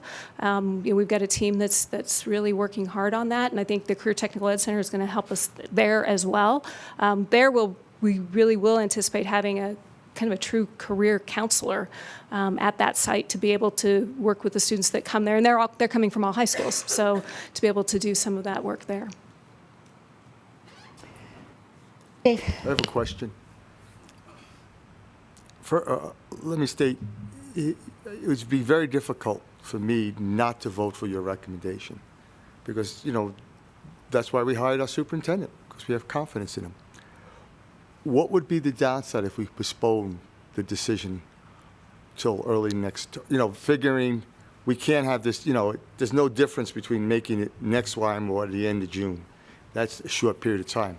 What would be the downside if we reviewed this next year? Because I just have more questions about it. So our challenge is we have students that are currently in the pipeline right now. And so some of these requirements are aligned with the graduation requirements of 2021. Those are the new state guidelines. So those are our current sophomores. This particular requirement, we could postpone, so we could amend it. Some of it we absolutely would need to move forward and approve. There's a capstone for all option that we want to, what's on the table is remove that option. We've talked about that. The community service component, I think, is very timely. We'd want to act on that right away. In terms of elective selection and then requiring it, again, we want to avoid changing the rules of the game while kids are involved in high school. And so this is very high stakes. Obviously, when we talk about graduation requirements, we want to be mindful of the students that are currently in the system. So the answer to your question is we could pause on this particular component for further study and discussion. I would really urge the board to act on the other components right away because we need to get this going, especially for those students that are on track to graduate, again, our current sophomores. So unless, Dawn, you have another opinion. Well, I agree. However, if we don't change, there are students who will be juniors next year who have already signed up for courses. Now it's one more semester that they are in courses that, if they haven't completely mapped out their next 4 semesters, we've kind of left them in limbo. So that would be the downside there. Some of them have already taken them, and we'll count them as part of their career electives anyway. We don't want to get too confusing or what have you, but we could make notation like effective with the class of ... So in terms of this requirement, we could make a special notation if the board if we wanted to pause this or have further study or discussion. Again, kids are registering and you don't want to make changes. It gets really difficult. We're really late in the game right now, but we feel like, if we act on this by June, we'll be fine. If we pause on the elective requirement for a year or what have you, then I would consider maybe making it effective with like the class of 2022. That's a Thompson School District requirement, so it's not a state of Colorado requirement. Some of these are state of Colorado requirements, and that's why we're going to need to act on those. The capstone option is what I'm referring to. That would be demonstrating literacy in math. So one final question, and then I'll see what the board wants to do. Since this isn't a state, this wasn't instigated by anything that the state did, this electives change. What instigated the change here? Why now? What's making you want to do this? It was a broad conversation with the building principals and and then also bringing together teachers, counselors through the Thompson to Life group of really around that. How do we create opportunities to have more of that personalized learning through this and remove some of the barriers and restrictions where we could. So that's really what it came down to. So by requiring a 0.5 credit in fine arts, you could be creating a barrier for a kid who wants to take a class or two over at CTE Center because they have to take that. Okay. Potentially, yes. Okay. But remember, that also applies to any of the requirements. Right? If you say you got to take history. Well, except this is an elective, though. This is an elective. But I mean, it's the idea that whatever if you say you got to take history class, it prevents them from taking a CTE class. We have 8. We have the cores, and then we have the electives. But the question is, should this be part of the core? That's the question. To me, broad-based education is something like Paul said, you don't even know what you don't know. And that's what we as educators should expose our students to. That's the thought behind one of my questions are. Yeah, and Don, so again, to Don's point, there was a process, and we did have broad engagement of stakeholders, again, building principals, teachers, counselors, community members, and the study has been going on for months, and I think several board members might have been part of those conversations as well. So while this is staff recommendation, it's rooted in the recommendation of committee work and study. And so it's not capricious. It's, there has been a lot of thought around this. Do I have a crystal ball to say that this is, the best decision? I think we move forward always in that light, that we always feel like we're making the best interests of students. To Paul's point, right. I mean, if I needed to, I could probably make a compelling argument either way. We are erring really on the side of student choice and agency, and we're not excluding or precluding students from pursuing any pathway that they want. We're just offering more options in a place that we can. I had a question, and this is for Dr. Siebers. Implications for staffing from year to year? Is this going to create more turnover, that one year we have a bunch of fine arts that we need to have, so we staff it, but the next year they're all going to be gone, or anything in there we need to be aware of? So I think the only thing to be aware of is whoever's making the master schedules at the high schools would have control of what that schedule looks like. So as far as additional FTE, it just all depends what that looks like and what support the high schools need. So instead of having 60 kids in choir, you might have 30. Correct. But that's still an right. FTE. It's the same amount of students that come to your school, and it's the same ratio that we use to allocate FTE. So then it's just really looking at who's signing up for what. So one content area might drop compared to another content area is, increasing.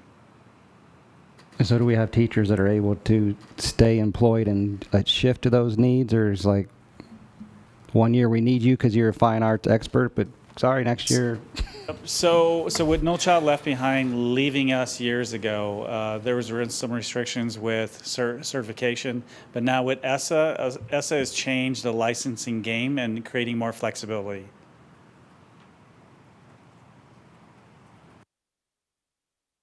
Okay, so I guess the question to the board is, do you want to continue discussion on this, or do we want to let this policy be finalized and come back to us next time? Do we want to leave that electives part in there the way it is? Do we want to pull it out? Do we want to have more discussion about it? So maybe a thumbs up if we're ready to move on with what's presented. Let them polish and shine it and bring it back next time. So thumbs up for that. I think they should bring back whatever their recommendation is, bring it back, and then Okay. we'll have to vote. Choice is good. I do have to say, I find myself in an odd position being a fine art parent of kids who are into those things. I'm not arguing that it's not important, because that's not what I'm arguing, but arguing that it limits both ways. There's a limit both ways. So, Jeff. Just want to confirm that we're going to go ahead with this so that people can make decisions for next year, but we're not through having a conversation, which is Dave's concern. Is that correct?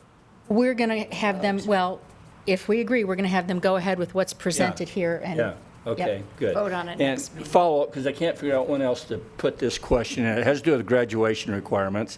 And I don't know if there's anybody old enough in here or been with the district long enough that might remember. Back in the early 90s, we had a graduation requirement that students had to take swimming. Does anybody Now, remember see, that? I would have had to drop out of school if that happened. Yeah. Just saying. And I'm wondering what happened to that and how we handled birthed students at that time. And I don't want to give you an assignment by myself, but I think it'd be interesting to know if the board's Find the interested in suit. knowing more I'm about sure we can that. find it. I mean, board documents somewhere where that It was requirement still was there changed. in 94, because Yes. my daughter graduated in 94, but my one that graduated in 97 did not Yes. have to do it. So something We happened had in that struggles point. in our household at that time, and I'm just wondering Been what struggles in happened. my household, too. But I think that's the a birthday job kids for had to come Dr. up here. Siebers to figure out. It'd be interesting to know the history of that. Yeah. On it. Yeah. All right, we're ready to move on? Thank you, Dawn. Well, actually, stick around. Yes. Because on 7.3 is policy IKFA and IKFB, which are regarding early graduation and graduation exercises. Yes, so in your packet, we also wanted to add IKF-E, which really is what shows those credits. And it was through the work of the policies that we took a look at where some things that were in the graduation requirements policy that had a better fit elsewhere. And so what I'm bringing forward to you today are actually policy IKF-E, which is kind of like that exhibit, and then IKFA. I'm going to table that IKFB again. It's around students with disabilities. So from legal counsel, we'll bring that back to you for first read next time. So under IKFE, that's again an exhibit, and currently what it shows is the kind of what is the classes of 2016 through 2020, what are their requirements, and it spells it out by grade level what they need. And then on the back side then is the policy, which is basically the table that we have now inserted into the graduation policy.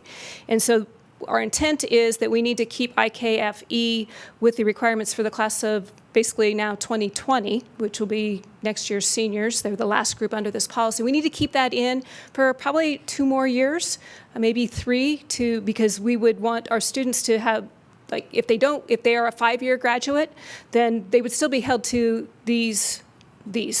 what was required of them as a 4-year graduate. We wouldn't change the rules on them after that. So we will want to keep that in there. And then again, we just moved the other information into the actual graduation policies. This was intended to be kind of that bridge between those who are on the old diploma and those who are on the new diploma. And in the existing policy, we do call out what credits they need. It's just not as detailed as what you see here in the table. We did leave the information about International Baccalaureate into this policy. So that's that one.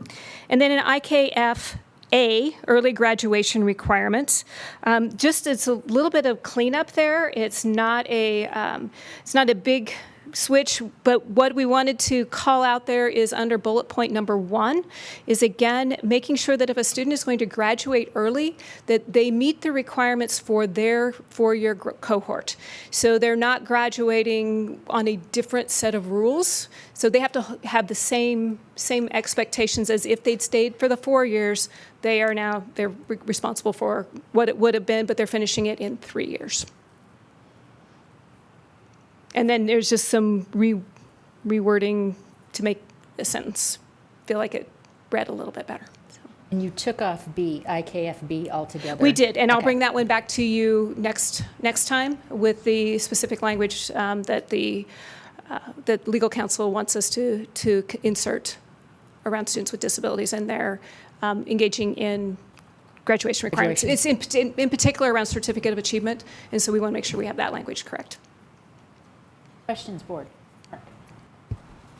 So first of all, good job. I see some improvements that I really like, and as well as some good house cleaning updates as well.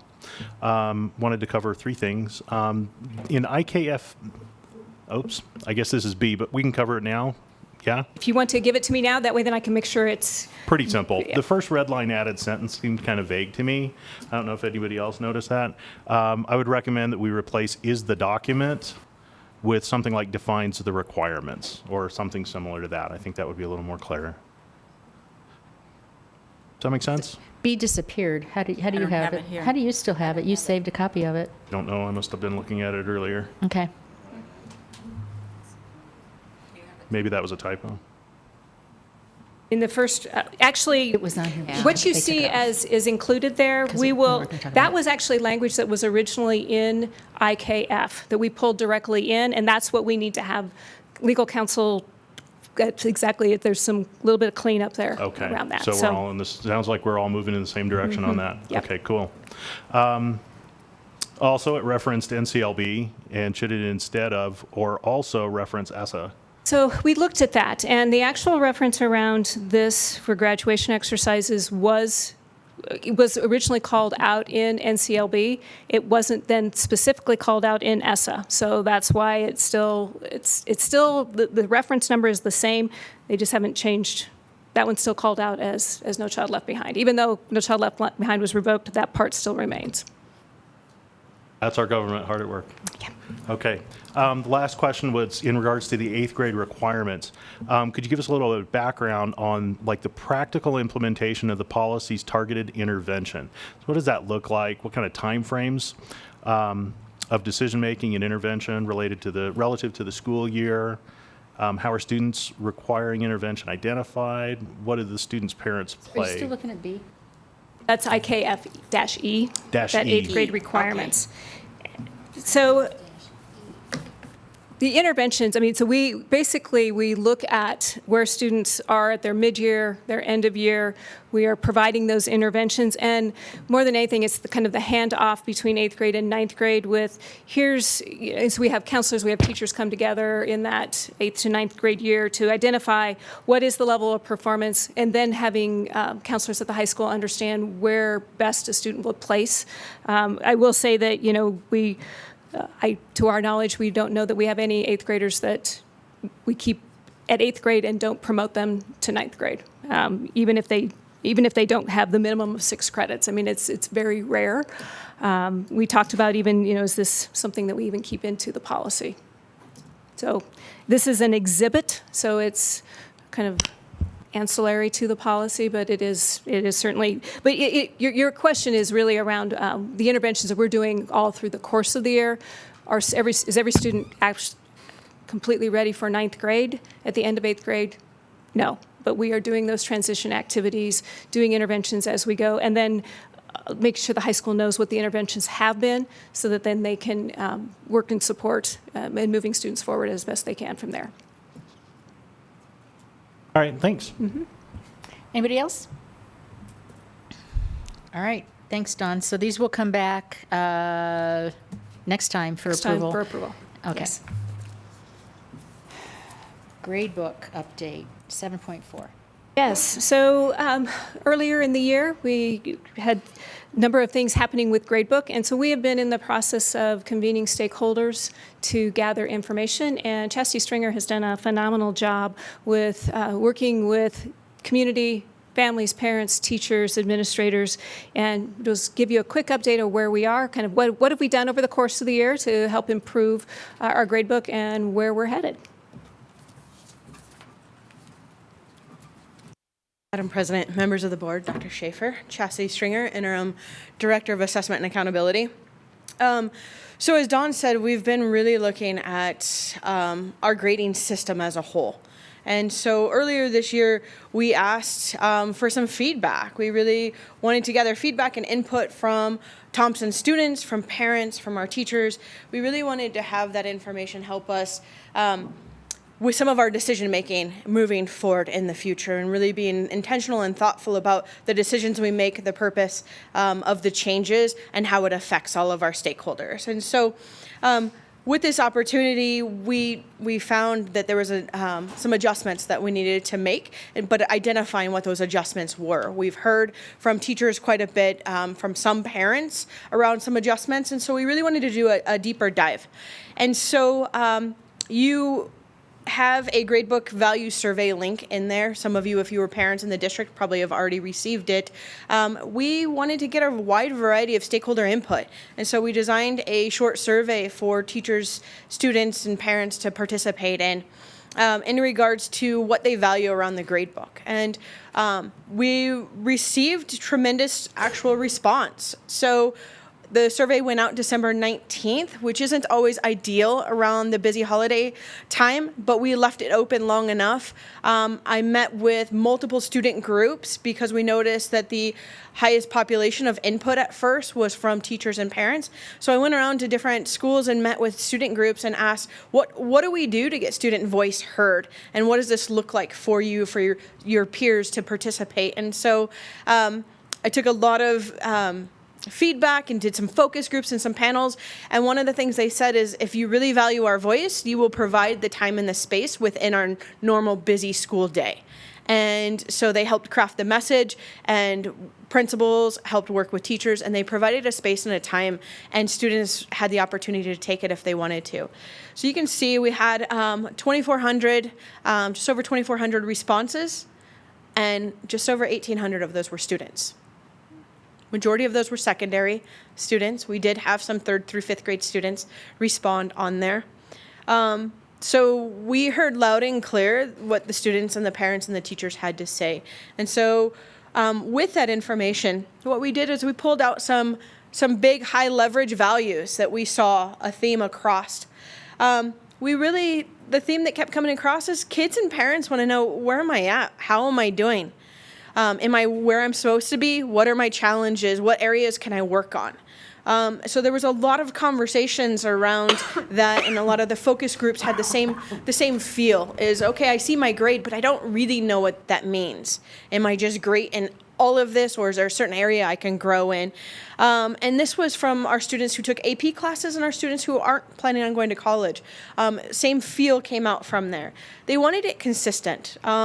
Parents, students, and and even teachers from class to class. We had students say, I have 8 different teachers and they all put things in the grade book differently, and they have different categories and they're weighted differently, and I don't understand why in some classes one assignment makes a big difference and other classes it doesn't. We had parents say that there are multiple places they're looking for their students' grade, and one classroom they can't understand how the grade's calculated versus another classroom. So consistency across the district, from middle school to high school, from elementary to middle school, those were all part of the feedback. Timely feedback. With some of our grade books having a lot of programming on the backside, it wasn't immediate when a teacher would put in a grade at our high school.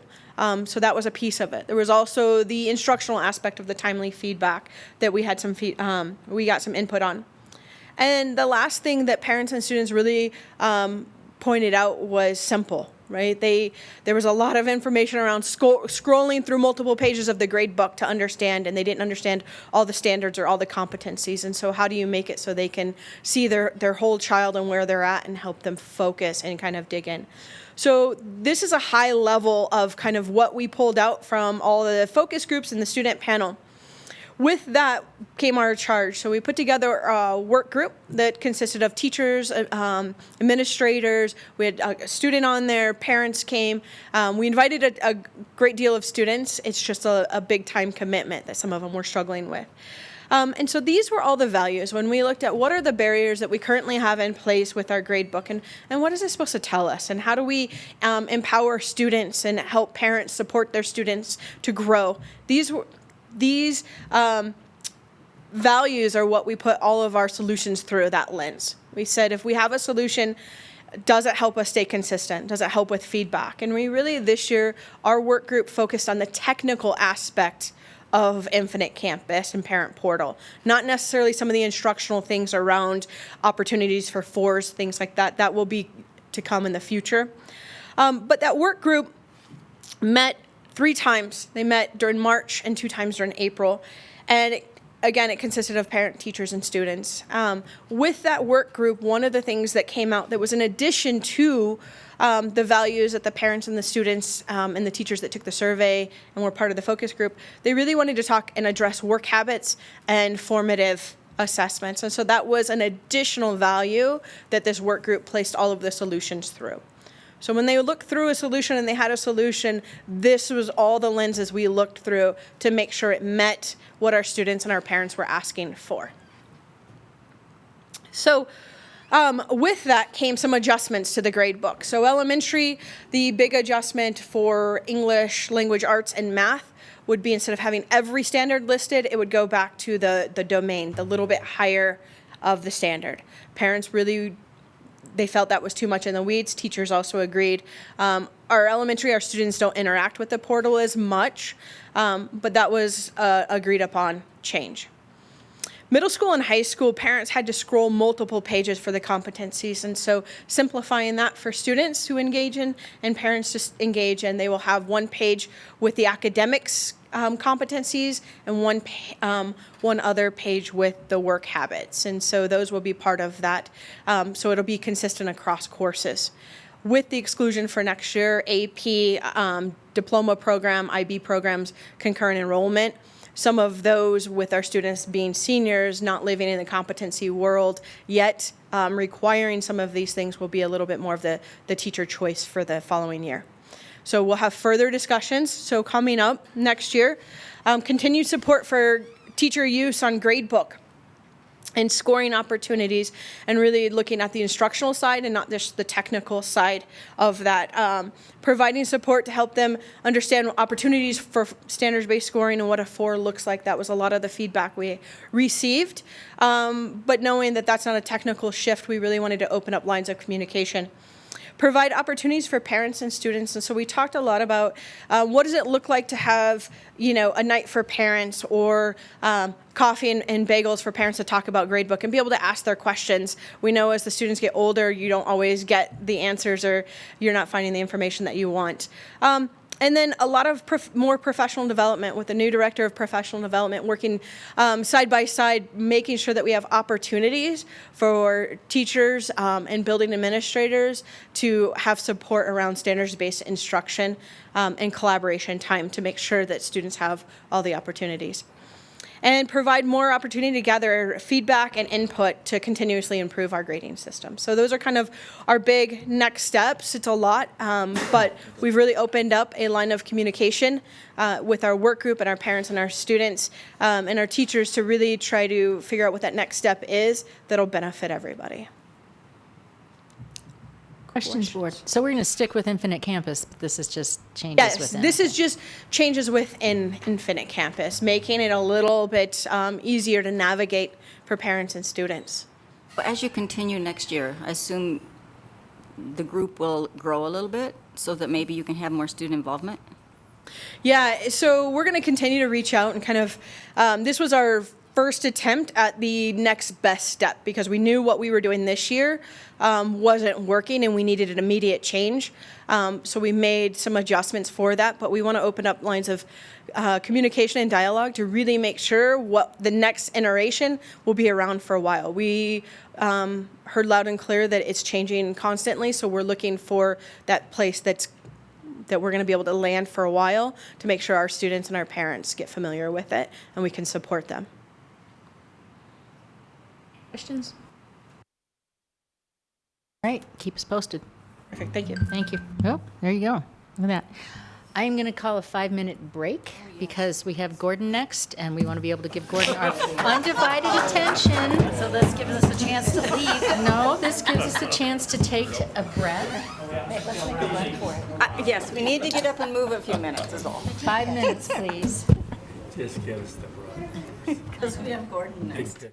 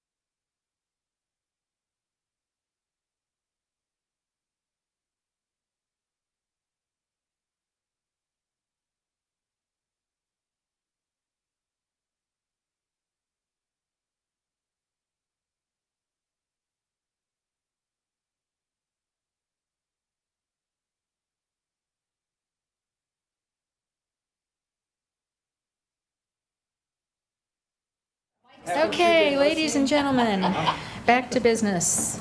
Only Gordon's not here. Oh, see, I shouldn't have let him go. Gordon ran away. Oh, there he is, okay. He's like, well, come on. Gordon, you're up. Item 7.5, 2019-2020 budget update. And I believe, board members, you have a printed packet as well as we'll have audio visual. Go for it. Madam President, Dr. Schaefer, members of the board, I'm Gordon Jones, Chief Financial Officer for the district. I appreciate giving me a few minutes to compose myself after that unprovoked verbal attack. He's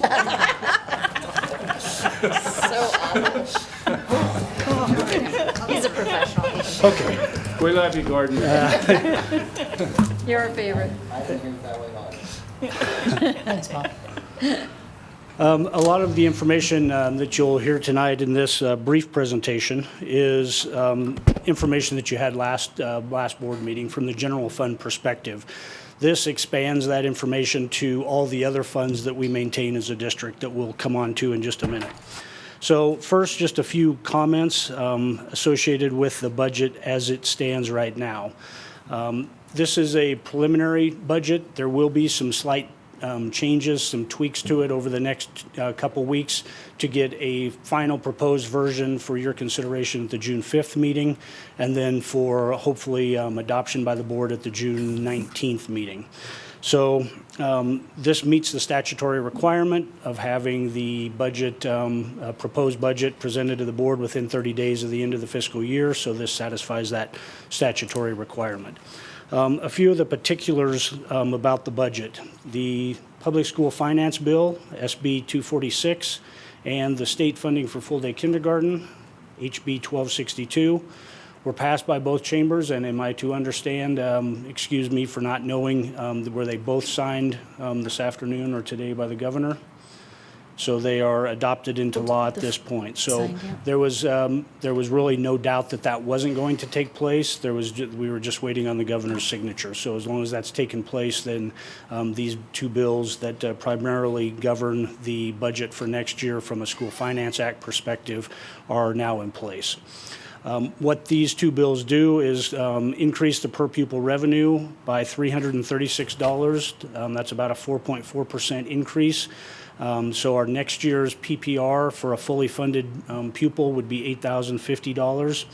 And this does include the Amendment 23 increase that's called for an increase to the base rate on a rate of growth plus inflation. So all of that is built in here, all reflected in the current proposed budget. This also includes a significant $102 million buy down of the budget stabilization factor, bringing that into the $530 million range from the statewide perspective. Comparing that to 4 or 5 years ago, that was in the $800 million range. So over the last 3 or 4 years, there's been a fairly significant buy down of the budget stabilization factor, formerly the negative factor. Still, $500 million is a sizable amount on an annual basis that's withheld from funding for schools across the state as called for in the School Finance Act funding formula. Built into the budget are the items that were passed tonight. From a compensation standpoint, the honoring of steps and columns from the licensed staff perspective, which equates to about a 2.5% increase, and a 7.5% increase to the base on the licensed schedule, meaning that then for classified and APT, there's a 10% increase to those ranges that is anticipated in the budget right now. This also includes the increase in the employer's para rate, the PERA rate, from 20.15% to 20.4% for the 1920 school year. The premiums that were adopted earlier by the board 2 or 3 months ago from an increase in the health, dental, and life premiums went up $20 a month. And any of the other items that were called for in the negotiations from the tentative agreements, those are built in here as well as having the staffing, the related or corresponding funding and staffing for full-day kindergarten that is built into the budget. This slide shows a preliminary general fund budget. This is identical to what you saw last week. I would now focus your attention, now that full-day kindergarten has been signed by the governor, and on the action consent agenda tonight, that the board has given their approval or their acknowledgement that full-day kindergarten will be offered in Thompson School District next year. I would focus your attention on the far right column. That's the budget that will be in play at this point. Like I said earlier, with a few adjustments that will take place. Just to give you an idea of what those adjustments are, one is related to the e-care slots. These are part of the Colorado preschool program that were used in the past to provide full-day kindergarten for some students. We had 46.5 funded pupil count last year that was used to provide full-day kindergarten for some students.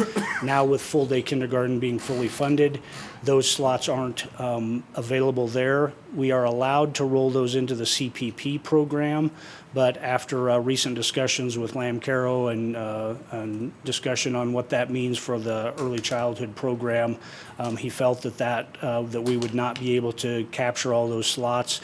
The requirements are quite stringent to be able to qualify. There's 10 qualifications. You have to meet 3 of those, or a family or a student has to meet 3 of those in order to qualify to use that CPP funding for a preschool slot. So from the last version and this version that you see here has those 46.5 funded pupils in it. Those will have to come out. But going the other way, so that'll be a reduction in revenue, but going the other way is the preliminary number of PPR that was used in this version has gone up a little bit, so those two really offset each other. A higher PPR offsetting the lower student count. Those are 2 of the primary changes that we'll see. And then filtering those same changes all the way down through the charters, because you'll recall that we record all of the revenue, all of the funded pupil count for the entire district, including charters, from a revenue perspective, and then we have corresponding expenditures for that pass-through, those PPR dollars that get passed through to the charters as well. So again, just like last time, I would direct your attention to line 11. Really, the first column anticipates a $1.4 or $1.5 million add to reserves in this current budget year in 18-19, and a preliminarily projected increase of about 1.4, a comparable amount to reserve balance in the 19-20 school year, fiscal year. That is the general fund, but as the board is aware, and for the public's benefit, there are numerous other funds that the district maintains, all with very specific purposes. So you can look down the list and see nutrition services, federal and state grants, land reserve, which is our PILO, or payment in lieu of, where transactions are supported or reported, fee-supported revenue. You can see this hasn't been updated. It says primarily tuition kinder. That item has gone away out of that fund because we are not allowed to charge tuition for any kindergarten program. Likewise, we have the expenditures for staffing that have gone away out of that fund as well. Bond redemption fund is where the servicing of the district's debt takes place. There'll be an increase to that this year over last year for the debt service that's required on the newly issued bonds that were issued in January that we start debt service on in this year in 18-19 and in 19-20, as well as projects associated with the bond that are in the building fund. That's where all of that work takes place. So very restrictive on the types of transactions that can take place in each one of these funds, but just a quick overview and description of what those funds look like.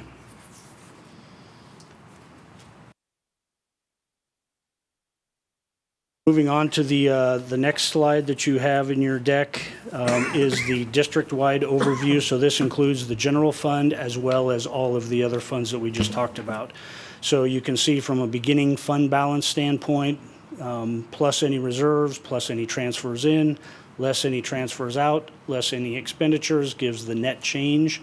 And that is added then to the beginning balance to see the final ending fund balance. So this is a summary slide that is supported by all of the slides behind this. So I'm not going to go through all those in detail, but please do. I'm sure that some people would enjoy that, but again, I think we're a little bit ahead of schedule, so I will refrain from doing that, but I'd be glad to meet individually with board members that would. Dave will be in about 7 tomorrow morning. I will be here. So all in all, just a few comments here on the summary slide.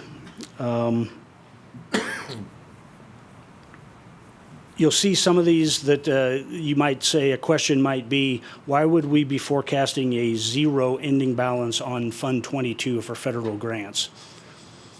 Because the intent is for grants that all of the money will be spent every year.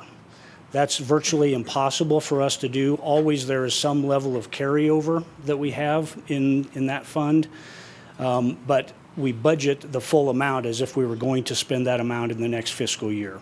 We typically don't. We typically have a fund balance remaining, which is carried over to the next year. We do not lose those dollars if they're not spent, but each particular grant has their own nuances and requirements of what can be used with for carryover, how long it can be carried over, all those types of things.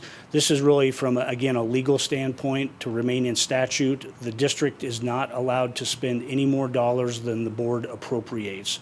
So there's a difference between budgeting and appropriating. That document will be coming forth in the final budget deck that you get in a couple weeks to show what the appropriations are for these funds. Likewise, with the land reserve, Fund 27, you'll see an ending fund balance of $250,000 with expenditures of $1,865,000. We do not have any plans right now. We don't have any designated or specified projects or purchases to make with that 1.9. We just budget the full amount as if we're going to spend all but $250,000 of the reserve balance, again, to remain within statute. I will point out fund, yes. What happens, there is nothing on the horizon that we can. I won't be so bold as to say that. I would rely on Skip to say he's always in discussions, scouting, looking at potential property, dealing with developers on what land might be available. If we don't find any opportunity, we just put it in reserve? That money Okay. stays in reserves, absolutely. And the two primary purposes out of PILO or out of the land reserve would be land purchases and water purchases. Those are really the only two items that can be purchased there. Following up on Dave's question, Skip would probably have to be here to answer the question, but at one time we had a conversation about buying some land west of Big T along Eisenhower, and I've never heard anything on it since then. I will defer from a lack of specific knowledge. I do recall that conversation, but I'm not able to speak in particulars to that. I would defer to Skip's I think the expertise. thought was the land was awful cheap. It might be a real opportunity. Something like that, right? Part of that would tie in with what Todd's doing with the master plan committee on the long-range master plan for the district as well. So those would be conversations that aren't happening in a vacuum on either side. They're both certainly intertwined there. I will point out Fund 21, Nutrition Services. You'll see a net change of $194,000. That's use of fund reserves in nutrition services. The primary reason for that, and this is another fund that we'll be looking at in a bit more detail over the next week or two, just to see what opportunities there might be. That particular fund, that particular function of the district was impacted probably at a greater extent from a fund balance perspective, certainly, than from the wage increase. So the 10% increase, we do have requirements to meet state minimum wage requirements. It's currently $11.10 per hour. It goes to $12 per hour effective January 1st, 2020. But we have always taken the opinion of adopting that earlier, and actually the 10% increase will put us beyond that. The lowest paid position in the district, hourly position, would be $12.21 per hour. But with nutrition services, with the type of labor that's involved, the staffing that's involved, they feel more of a brunt of that increase Again, because they aren't part of the MLO, which is part of the general fund, nutrition services sits outside of that, which has created a bit more of a use of reserves than we anticipated. That's not to say that the $436,000 that you see as an ending balance is any indication of concern or trouble. I think that that fund balance is still adequate for a fund of that size, but just noting why the negative number for the net change for that particular fund. And obviously on Fund 41, the $44.6 million. Todd would maybe like that number to be a bit larger even. That's for projects related to the bond that are planned to be, to reduce the fund balance over the next year. And the board will recall from the bond issuance transaction and all the legal requirements there that we have to have a reasonable expectation to expend 85% of the funds, of the proceeds from the bond sale within the first 3 years. So we continually meet on that, continually review those numbers, and I feel we're well in line with moving towards that target as well. But that's why it's such a big number at $44.6 million use of fund balance, because that's absolutely what's intended for those dollars. And again, on each subsequent page that you see, you'll have more detail about what makes up these expenditures and the revenue for each one of these funds. One final item I will offer is community budget forums have been scheduled. They are taking place next Tuesday and Thursday. Tuesday here in the boardroom and Thursday at Berthoud High School in the Media Center. It'll essentially be this presentation with the ability for the public, should they want to come, should board members want to come, should staff want to come, and ask more specific questions about the budget. There's that opportunity that's afforded to the community to be able to take part in those forums. What time? 6 to 7:30 each of those nights. Tuesday night here, Thursday night at Berthoud High School. Questions, board? Curious, so I don't know where it falls in this whole discussion, but I know in the past that different departments always have their new ask fors to try to adjust things. Is that something that's already built in here internally somewhere? Is that something that's still going to be coming forward? There is a placeholder in here right now. That is one of the items that will be tweaked a bit. We actually have a meeting tomorrow to discuss those asks in more detail and determine what we're able to accommodate within the parameters of this presented budget. And will you line those out for us, like the bigger ones, so we know what they are? You know, Absolutely. not every little one, but Yep, we have that something detailed major. list right now, but it's a bit, as it always It's a wish is, list. a bit larger than what I would prefer it to be. So we will be having those conversations tomorrow, but once those recommendations are arrived at by cabinet, we will certainly bring those forth to the board. Anybody else? What is the legal limit on the amount of reserve we can have? Legal or what's practice? Legal. I mean, Legal, I believe statute, and I'm speaking from memory here, I believe statute says you can maintain 15% of your expected revenues for fund balance.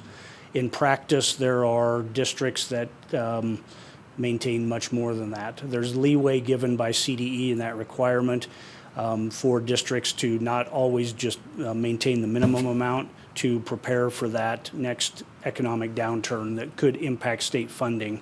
That's just a prudent financial practice to have reserve balance in place.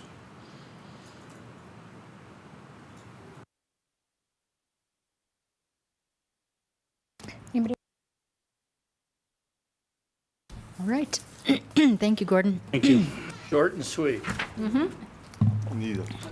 Do you cede your time to Dr. Siebers? Okay. I would like to keep this short and sweet, too. Okay. Item 7.6, Superintendent Evaluation Process. It is that time of year.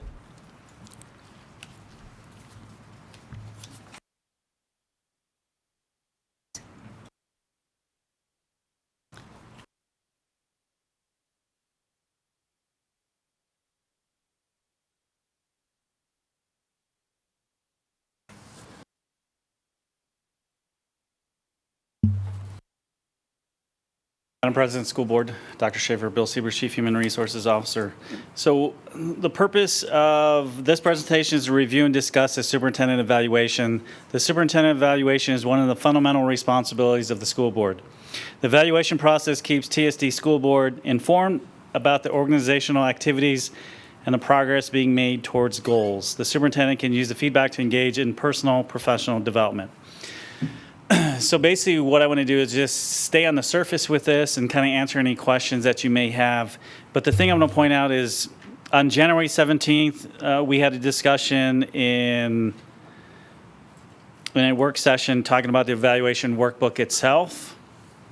So I'll kind of bounce around and see what needs you have. Looking at the timeline, so today is May 15th, review superintendent evaluation process. The individual evaluation is what I'll discuss more. And that's what the additional handout was Form 4. June 5th is the executive session for year-end evaluation review. So in between that, from here to next Wednesday, the assignment by the board is to complete the individual evaluation and submit it to me. So I'll send you an electronic copy where you can fill it in. This is just a hand copy for discussion tonight, but I'll send that to you tomorrow where you can start working on that.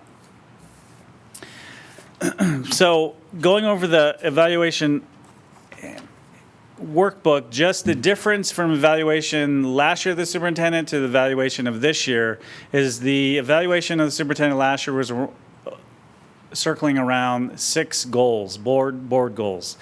This year, what the evaluation is about is the superintendent's 7 standards according to CASB, which is Colorado Association of School Boards. So it's 7 standards describing the fundamental job responsibility the superintendents must address. So I'm not going to read over the 7 because that's on page 3. And then the other area, the second part of the evaluation is the superintendent goals. So on page 3, you can see in the bottom superintendent goals, and this is more of a reminder. Goal 1 is around academic achievement, Goal 2 is healthy culture, and Goal 3 is strategic plan. So then you can see each one of the elements that fall under each one of those standards. For example, academic achievement, 1A is best fit instruction, curriculum adoption, 1C, high school credit recovery, social and emotional learning behavior, and then so on and so forth around Goal 2 and Goal 3.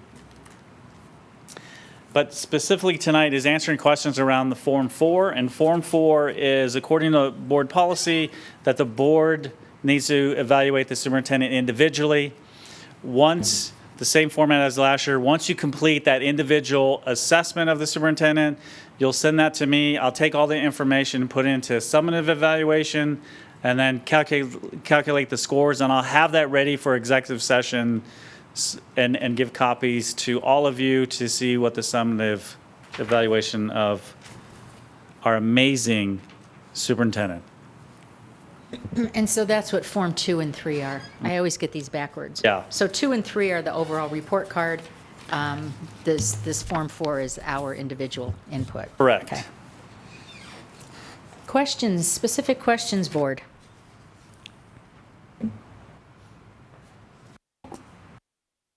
I think this is a meatier and more meaningful way to go about it, at least to help me think about the evaluation than kind of the formats we've used in the past. And then you can contact me anytime throughout the week.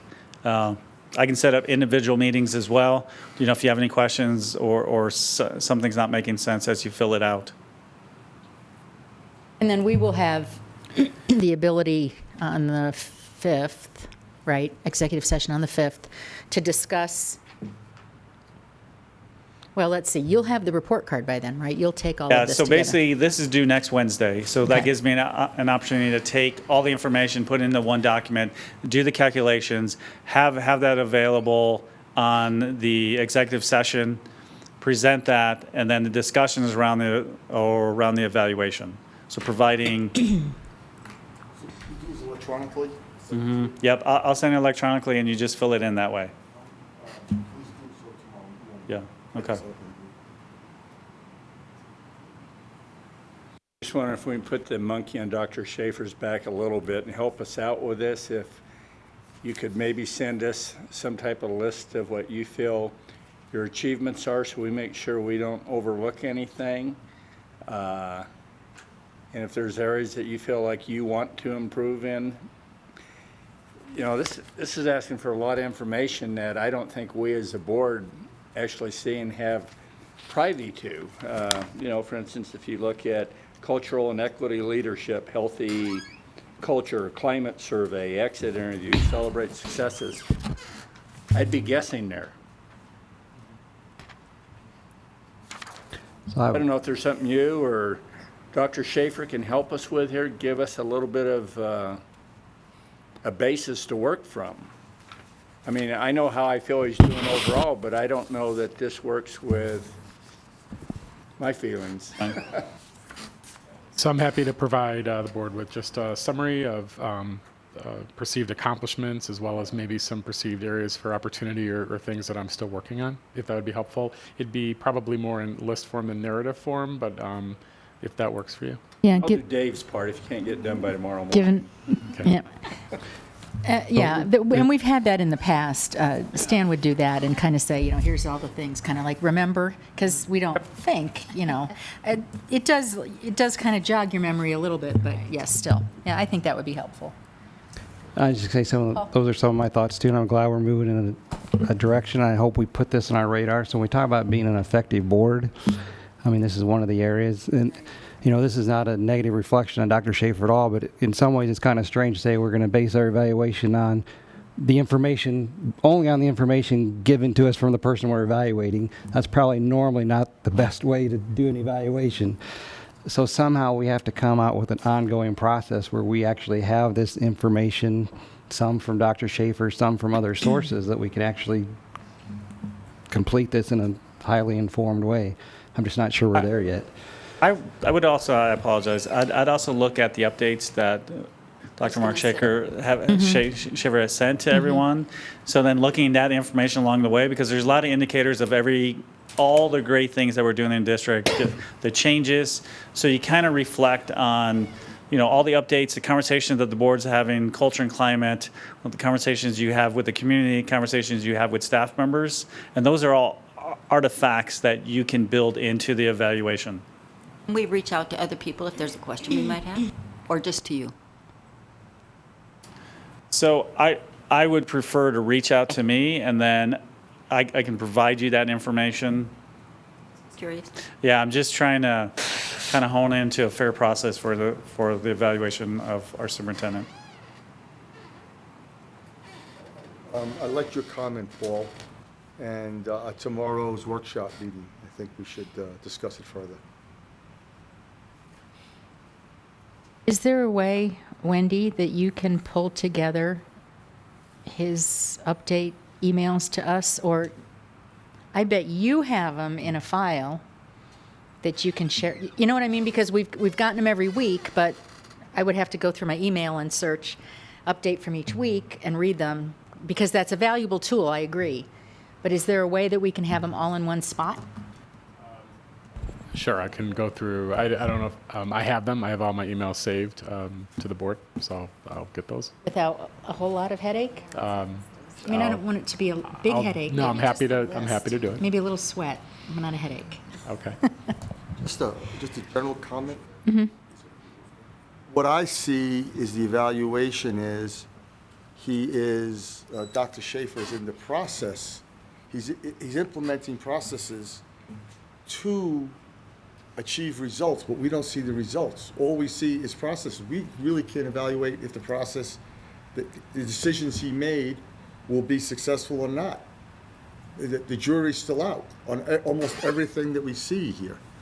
So could you just talk a little bit about that? I mean, everything that Dr. Schaefer said he's doing, and for this reason, makes sense, but we can't judge the outcomes yet, because there are no outcomes to measure really yet. So how do we, what's your advice there, and how do you evaluate that situation? So the first thing I would do is start off with all fours, and then kind of work backwards a little bit, right? Because at times you start at the lowest amount to work to the highest amount, right? You know, think about kids when they start a class, first off, they start off with an A. the thing I would think about, and this is great feedback because there are things we want to do with the evaluation, improve the evaluation, and this goes to show there's some things we want to put in place in the following year where the elements are defined specifically, like this is what it looks like, this is what a 3, this is what a 2, this is what a 1 looks like. But the advice I would give you, looking at this is just the one-on-one check-ins that you've done with Mark. Just thinking of where the district's going, it's not so much about getting to the baseline saying, okay, so this is how we're measuring the effectiveness of our superintendent by this one bullet point. That's really not what you're looking for. You're looking for the overall, like, the direction. You think of where we were in the district compared to where we're right now.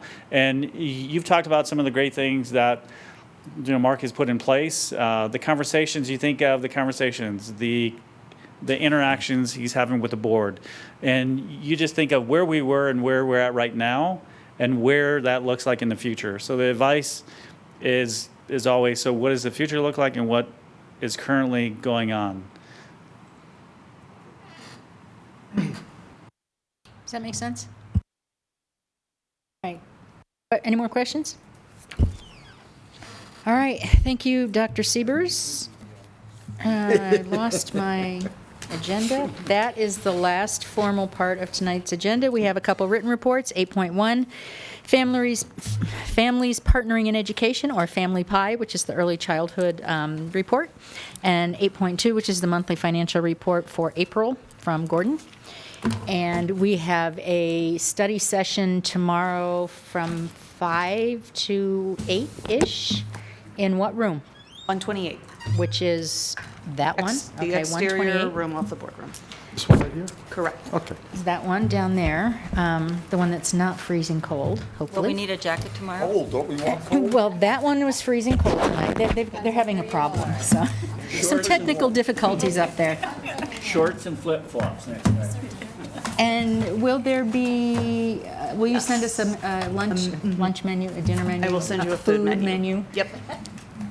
And Dr. Schaefer, I'm trying to remember what's on that agenda for tomorrow. I know we're going to talk about board improvement. That's not the title we want to use, but development, yeah.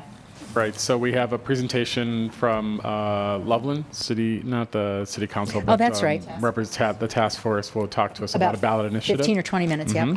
We'll have a brief bond update, which will be kind of a follow-up from the informal session that we had and just high level, and then we'll spend the remainder of the time on board development. All right, sound good? See you tomorrow night? All right, thank you all. 128, right over